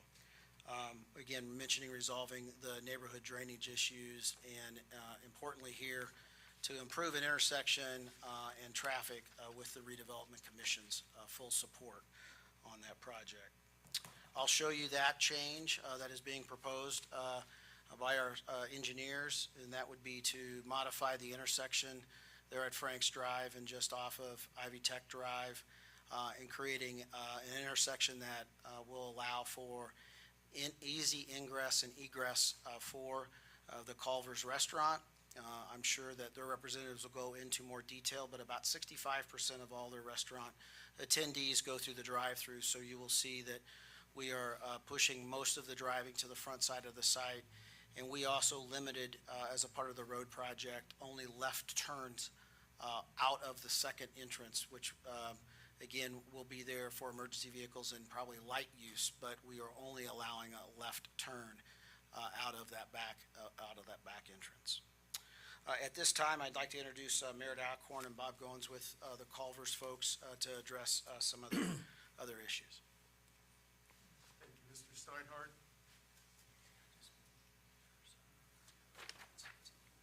Okay. Council members, Mr. Mayor, I'm pleased to be here on behalf of Culvers. As Mr. Steinhardt has represented, this is, I think, an excellent opportunity for the city. This project fits nicely into the comprehensive plan. Commercial zoning in Madison by the comprehensive plan is defined as including high-density uses, including national retail offices, food services, lodging, and entertainment, which draws customers from the city and adjacent community. This is ideally located on major thoroughfares at a prominent intersection, as these uses require high visibility and convenient access. And as you can see in this photograph here that we overlay that we see, this is exactly what we're talking about. This lot is on a major intersection, very prominent. You can also see that it fits nicely with the existing commercial use that surrounds this area. So I think it fits clearly within your comprehensive plan, which is one of the reasons why we're here tonight asking for the zoning change. But also we're here because Culver's is a good citizen. It's going to be a good project for this community. It's going to employ at least 100 people. It's going to be an investment of $2.1 million. The project will be energy efficient. It will use LED lighting. An important feature, I think, is that the manager is going to be locally based person with skin in the game. It is a family-oriented business. There's no alcohol served. The business hours are 10 a.m. to 11 p.m. in the summer and 10 a.m. to 10 p.m. in the winter. The menu has been very successful, as probably many of you have experienced. I think it brings a new opportunity for our community. I think it's a very popular, fresh food menu. And with that, I'd like to introduce Bob Owens. Bob has been with Culver's for some time. He is their construction manager who is in charge of the construction of these sites. One last thing I would say is a good example of the Culver's that's going to be here in Madison is over in Seymour. So if you've seen that store, that's going to be what's going to be coming here. Bob? That's the next slide. Gotcha. Okay. Thank you. Good evening, everyone. One, I didn't realize it was going to last this long. I should have brought some Butterburgers for everybody. Butterburgers would have been I great. know I'm hungry, so. Anyway, thank you for having me this evening. The only thing I wanted to say is, one, again, we appreciate the opportunity to potentially come to Madison. I have been with Culver's for a long time, and I wouldn't want to be anywhere else. I wanted to address just a couple things. Let's see if I can, here we go. If anybody was curious as to what the building would look like when we are completed, that is the exterior color elevation, another architect's rendering of it. Can you get through there? Sorry. There's a photograph of the one we did in Seymour, which again would look almost identical to that. A couple things. I know Mr. Steinhardt had mentioned to me there were some concerns, which we talked about at the last meeting, regarding noise, landscaping, and parking lot lighting. I'd like to address a couple of those if I could. First one is the parking lot lighting. Again, I mentioned this last time, but our parking lot lighting would be installed with light shields. And what those are, you can see in the picture, you've got the light head, then there's the vertical piece, that is the shield, that then would block that light source from being able to be seen by neighbors, other houses in the area. Yes, that's exactly right there, yep. And then on the right side of the screen, then you can see where it blocks, and then of course how close you have to be in order to be able to see, again, the source of that light.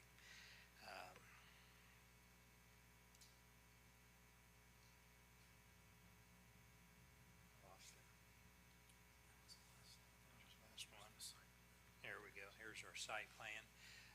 Two other items we've addressed is the landscaping along what would be the south and then the southwest corner has a berm, again, to block our area from the neighbors in the surrounding area, and then also the addition of a dry retention, which was also a concern last time due to drainage and some issues I think that may go on currently with the stream behind the houses there in, what is that, 60.0, 62, all of that area there, yeah.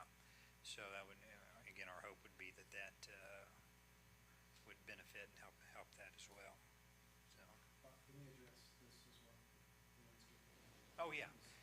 We've got the additional landscaping there that Mr. Steinhardt just pointed to. Those would be trees along there. Again, just another buffer to hide or shield our business from the neighbors. And again, they addressed this already also, the one, the left out only on that corner to minimize any traffic wanting to make the right or go through the addition or anything like that. Do you know how tall the light fixtures will be? Those light fixtures are 22 feet. And how tall is the proposed berm in landscaping? Right now, the berm itself would be about 2 feet, and then the trees on top, probably just a normal base tree would start out around 5 to 6 feet, and then allowing room for growth, of course.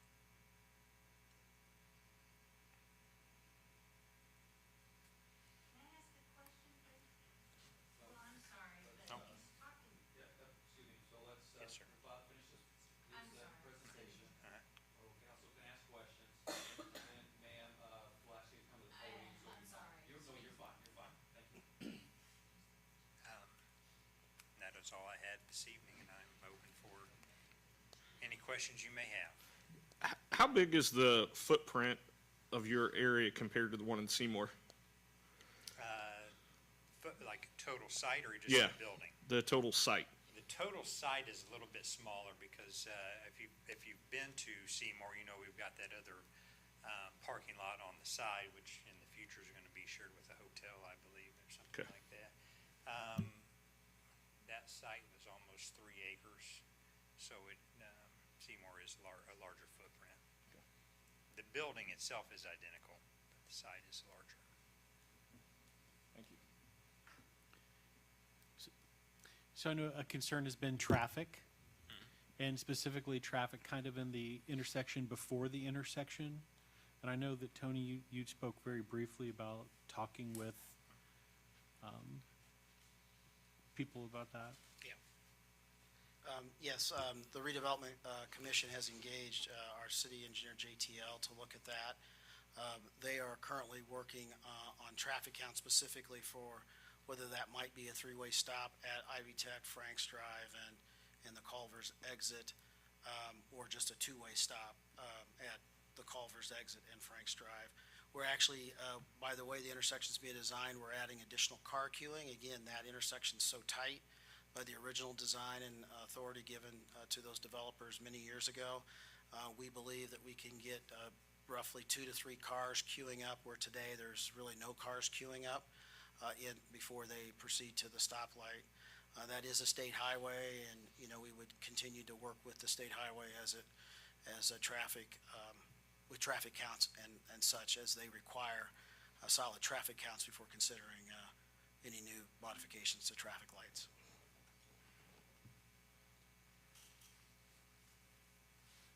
Bob, I wanted to ask you a question for everybody, and that is, I'd mentioned earlier about the community support aspect of Culvers. Could you speak briefly about what community night is and that Culvers uses? Yes, I can do that. One thing that we do is, it's called Community Night. It's an opportunity for organizations, youth groups, things like that to come in, and it's called Dine to Donate. And they will come in and work at the store, maybe be runners to deliver food from the kitchen to the drive-through or things like that, and it gives an opportunity to earn money, and percentage of the sales then goes back to whatever that group is. Seems to be pretty successful. I know we just did one in Greenfield, and a soccer team, I believe, and they were there for a few hours and raised $600 or $700 for their organization. So. I can say, being a former teacher, the Culvers fundraiser was always one of our main ones for the PTA, and it was very successful. I also wanted to introduce Don Silver, who's with Culvers in the back, and then also John Demery, who's representing the current property owners. I think that's all we have to say, isn't it? That's it, unless you guys Thank you. have other questions. Just again, maybe, Tony, reemphasize the improvements that's being made at that intersection, which I think is long overdue, because there's already a lot of commercial traffic coming through that intersection off of Clifty Drive, which is a high traffic count area to begin with. You have Ivy Tech and another retail development right across the street, but Yeah, again, Mayor, that's an if important you look, aspect if you of look this. at the drawing there, you'll notice that, if you look at just to the south, east of Clifty Drive, you'll notice that they believe we'll be able to get 2 to 3 cars queuing up, where currently, if you see the current dash line, you barely can get a car there. Again, we're bound with a number of parameters of the given, current development, but we believe this improvement will go a long way to helping the flow of traffic, both on Ivy Tech Drive as well as for Culvers, and not create, the goal was not to create any impact from traffic into the neighborhood. Again, that was the reason when we met with Culvers, we insisted on that left turn only to mitigate that traffic, and they certainly agreed. I would have to say again, from an economic development perspective, we have a great development partner in Culvers. They've been very open to ideas and conversations.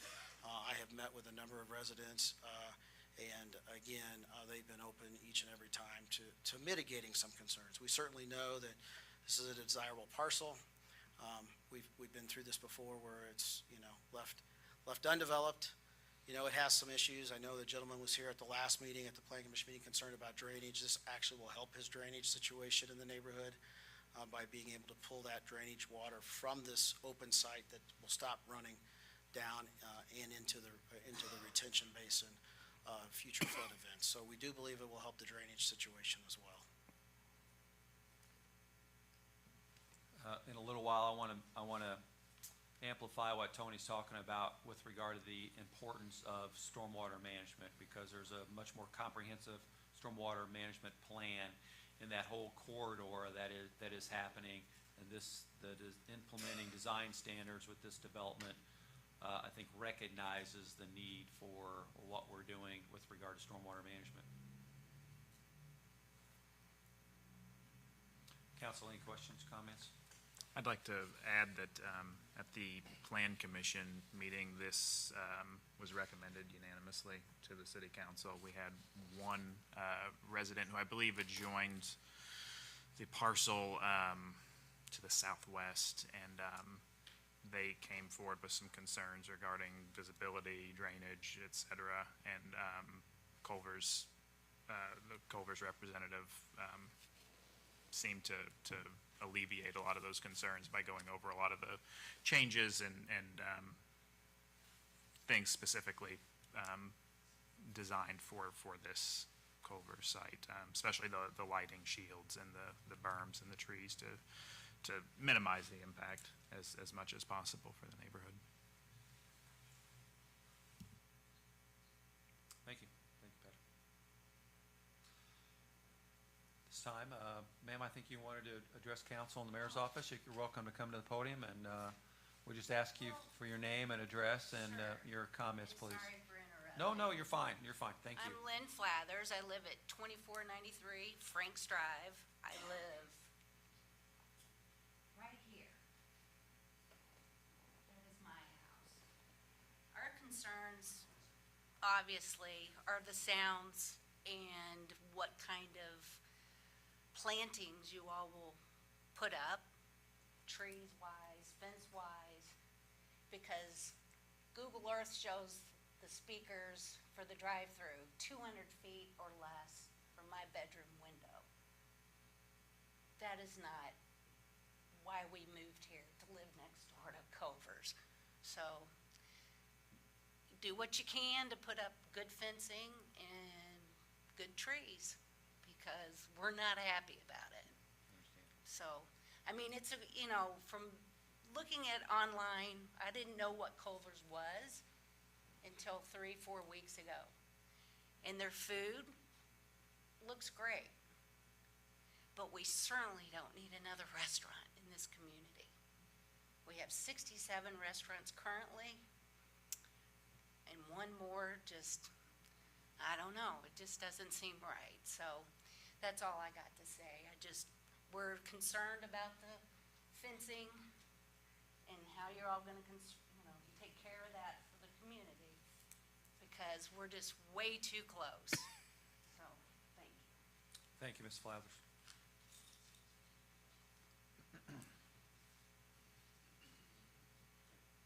You want a response to that?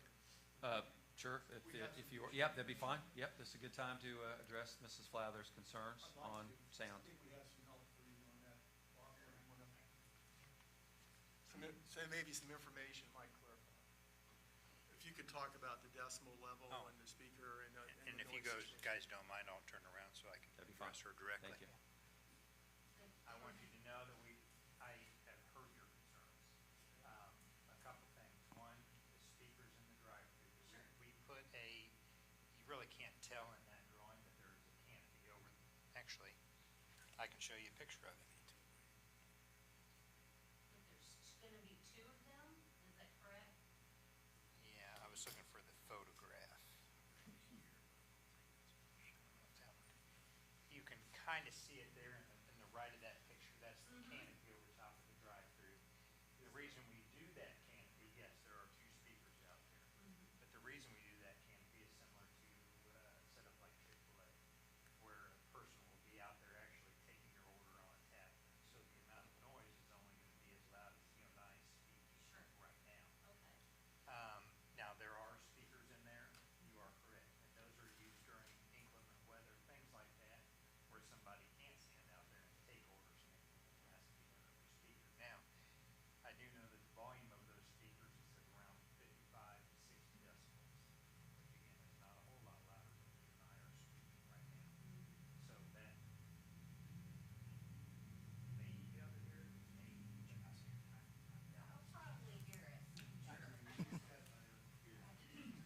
you're like my wife, she says I can't hear it. Hey, you all spoke about the berm and a 2-foot berm, and you're gonna put, what kind of shrubbery? To be honest with you, we haven't got that far in the design to know the exact type of tree I yet. do have a suggestion on the trees, I do have a printout, if you'd like to have it. Just one particular evergreen that's gonna be green, grow quickly for sound and noise, and you're welcome to have this. It's just one of several, but putting annuals that are gonna lose leaves is not the way to shield us from your restaurant. So, yes.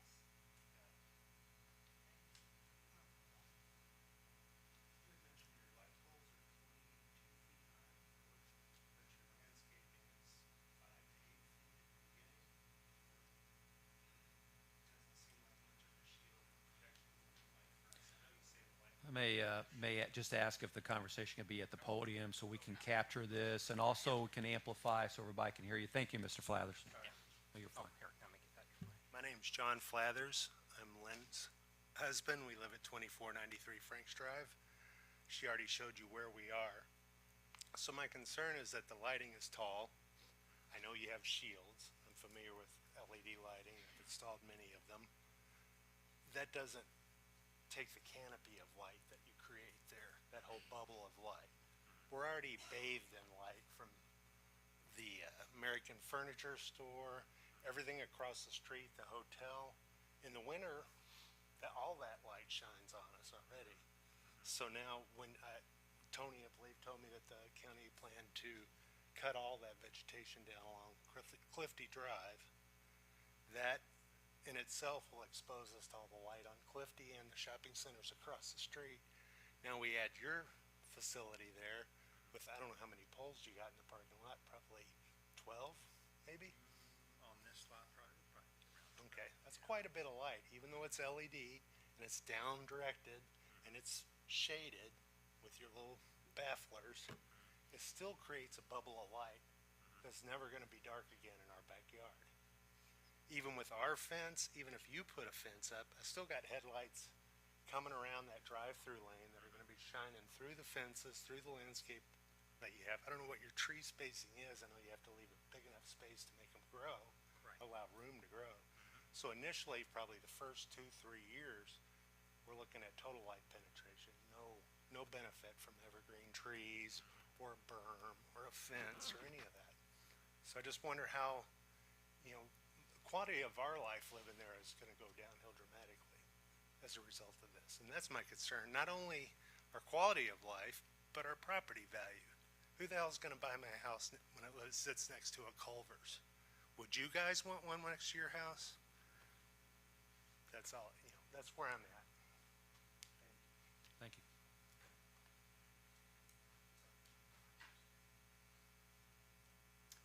Merritt or Bob, anything else?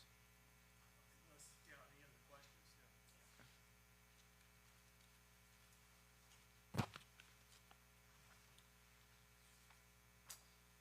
Okay. We'll move on. Oh, I'll second. We've got a motion and a second to suspend the rules and move to third reading. Can we get a roll call on that?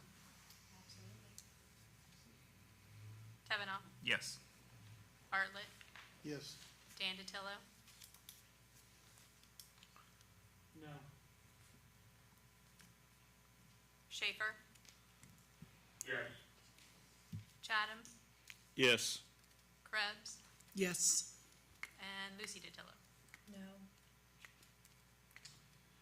I believe the rules indicate that has to be unanimous, so that fails, and we will go on to third reading at the next meeting.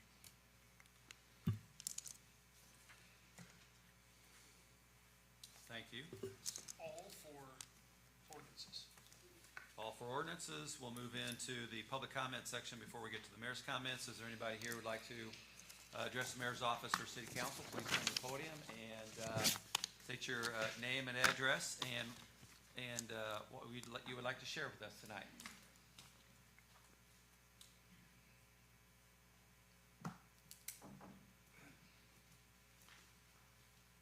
Sandy Palmer, 105 East Third. I was like, and I'm sorry, I'll make it quick, because it might just be a question that you can answer, but on the redevelopment authority, it wasn't on the agenda, so I couldn't read it, and what I remember is from the paper last time saying that it's the proposal, or the, whatever it was, the ordinance, this was 2022-16, was to give authority to this commission, and then it would, whatever decisions they made would not go to the council. Is that, am I misunderstanding it? And Yeah, like I no. said, it wasn't on the agenda, so I couldn't read it, and I forgot, I guess I could have gone back to a previous meeting, but. Yeah, no, that's no problem. And Gary might be able to elaborate a little bit, but no, that is not what the intention is. The redevelopment authority is it's really almost a vehicle, and it is that can be used in order to do certain types of financing. However, any type of financing that they deal with will have to come before the council for a vote. Okay, that was my concern, and no offense to whomever's on the commission, but it seemed to me, why do we need you if they can make decisions and it doesn't come to you? So that was a concern. Yeah, it's really I had. for example, it's really no different than the redevelopment commission in some ways. Just like they are a body and they have certain powers and duties that they can do. In order for them to expend monies, they have to develop a plan, and that plan has to get approved by the city council in order to do that. Or any time that the redevelopment commission wants to issue bonds or debt or anything like that, that all has to be approved by the city council. Sandy, I would just elaborate on that. We have about 24 boards and committees. All of them have generally derived their purpose and their authority from state statute. Several of them are already authorities or commissions that have very specific statutory authority. There are checks and balances with council relative to appropriations and for borrowing. So there's a lot of inner workings between council and all of these different boards and committees. And that was really the check and balance was my concern. Thank you. Thanks, Andy. Is there anyone else?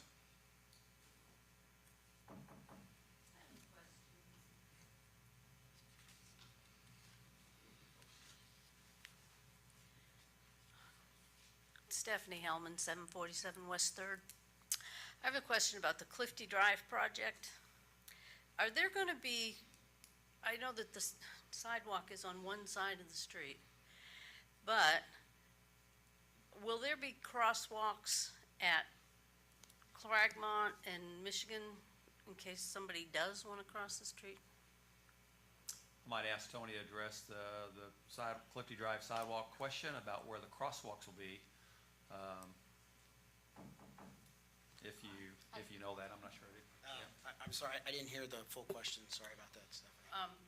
I know that the sidewalks are going to be on one, I went to many meetings about this, and I was adamant that we had to have sidewalks. So this was the Stellar community, got Yes. the money, and so are there going to be, even though there's sidewalk only on one side, are we going to have crosswalks like at Cragmont and Michigan so that people can at least get across the street? I am not fully briefed on that project and haven't been intimately involved. I do know there's a crosswalk at Clifty and Michigan Road that goes to the north side, but I'm not familiar with the other streets. I don't know if Mindy has that information or not.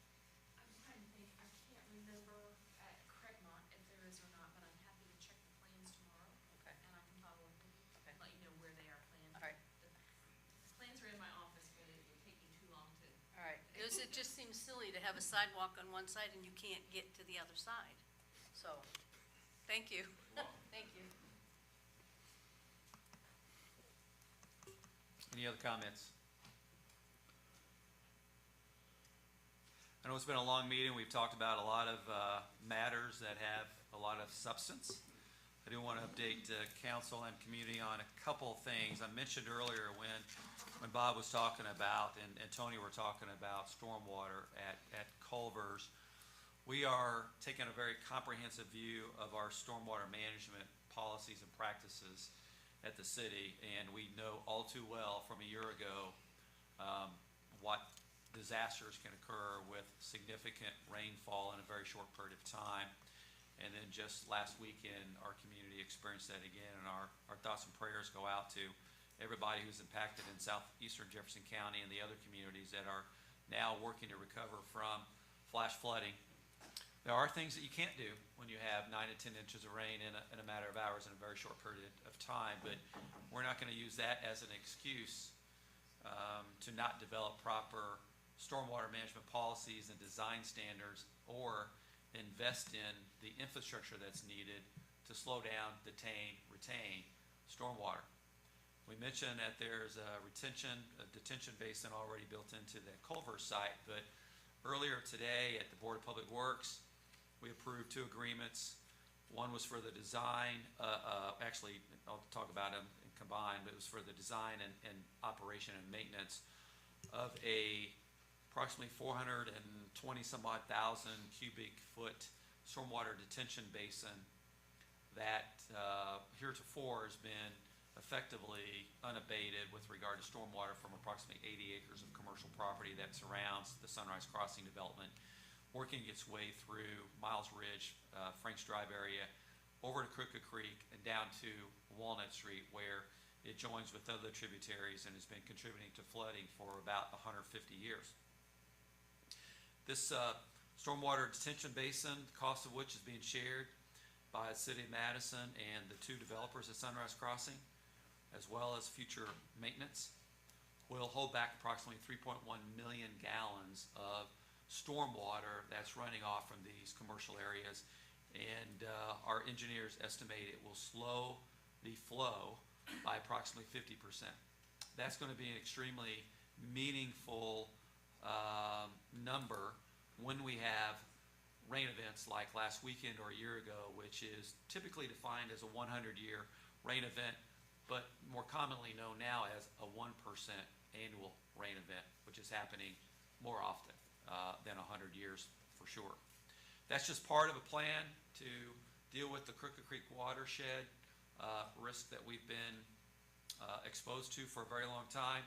Army Corps of Engineers is still working on their hydrological studies, but construction is already underway with regard to the Sunrise Crossing stormwater detention basin. More plans are being implemented and more money being invested in managing the flow of stormwater that's running through Crooked Creek so that we can mitigate the flood risk in the Walnut Street area, Crooked Creek watershed. And I know Jefferson County is doing the exact same thing. They've already engaged an engineer to evaluate their stormwater policies. We're doing exactly the same thing. We're an MS4 community. We are updating and modernizing our stormwater control plan, which has not been updated probably for a dozen years. We don't have very thoughtful design standards that need to be taken into consideration. So council, over the next few months, you'll see some proposals for amendments to our existing ordinances that deal with stormwater in a much more thoughtful way. I want to invite Tony to give you a quick update on also some exciting news from the Board of Public Works meeting, and it has to do with the bidding of our first two projects under our Destination Madison plans. Good evening. I'll make this real short. We were very pleased today that our first two projects for our ready dollars came in under budget for our projects at the Mulberry Mulberry Arts Corridor parking lot and related improvements to our parking and our comfort station, and as well as the Madison, Indiana Gateway project. So that was a nice surprise, and we're very pleased that those projects will be able to move forward now. Again, of the $2.6 million, these two projects will represent about $1.5 million of that. The remaining money will then be allocated to use towards the other destination projects, the improvements to the amphitheater and its related projects here in the coming weeks and months. Exciting information being shared, and I'll leave it there, but I'm happy to answer any questions by council on any matter, either that's been presented here or elsewhere.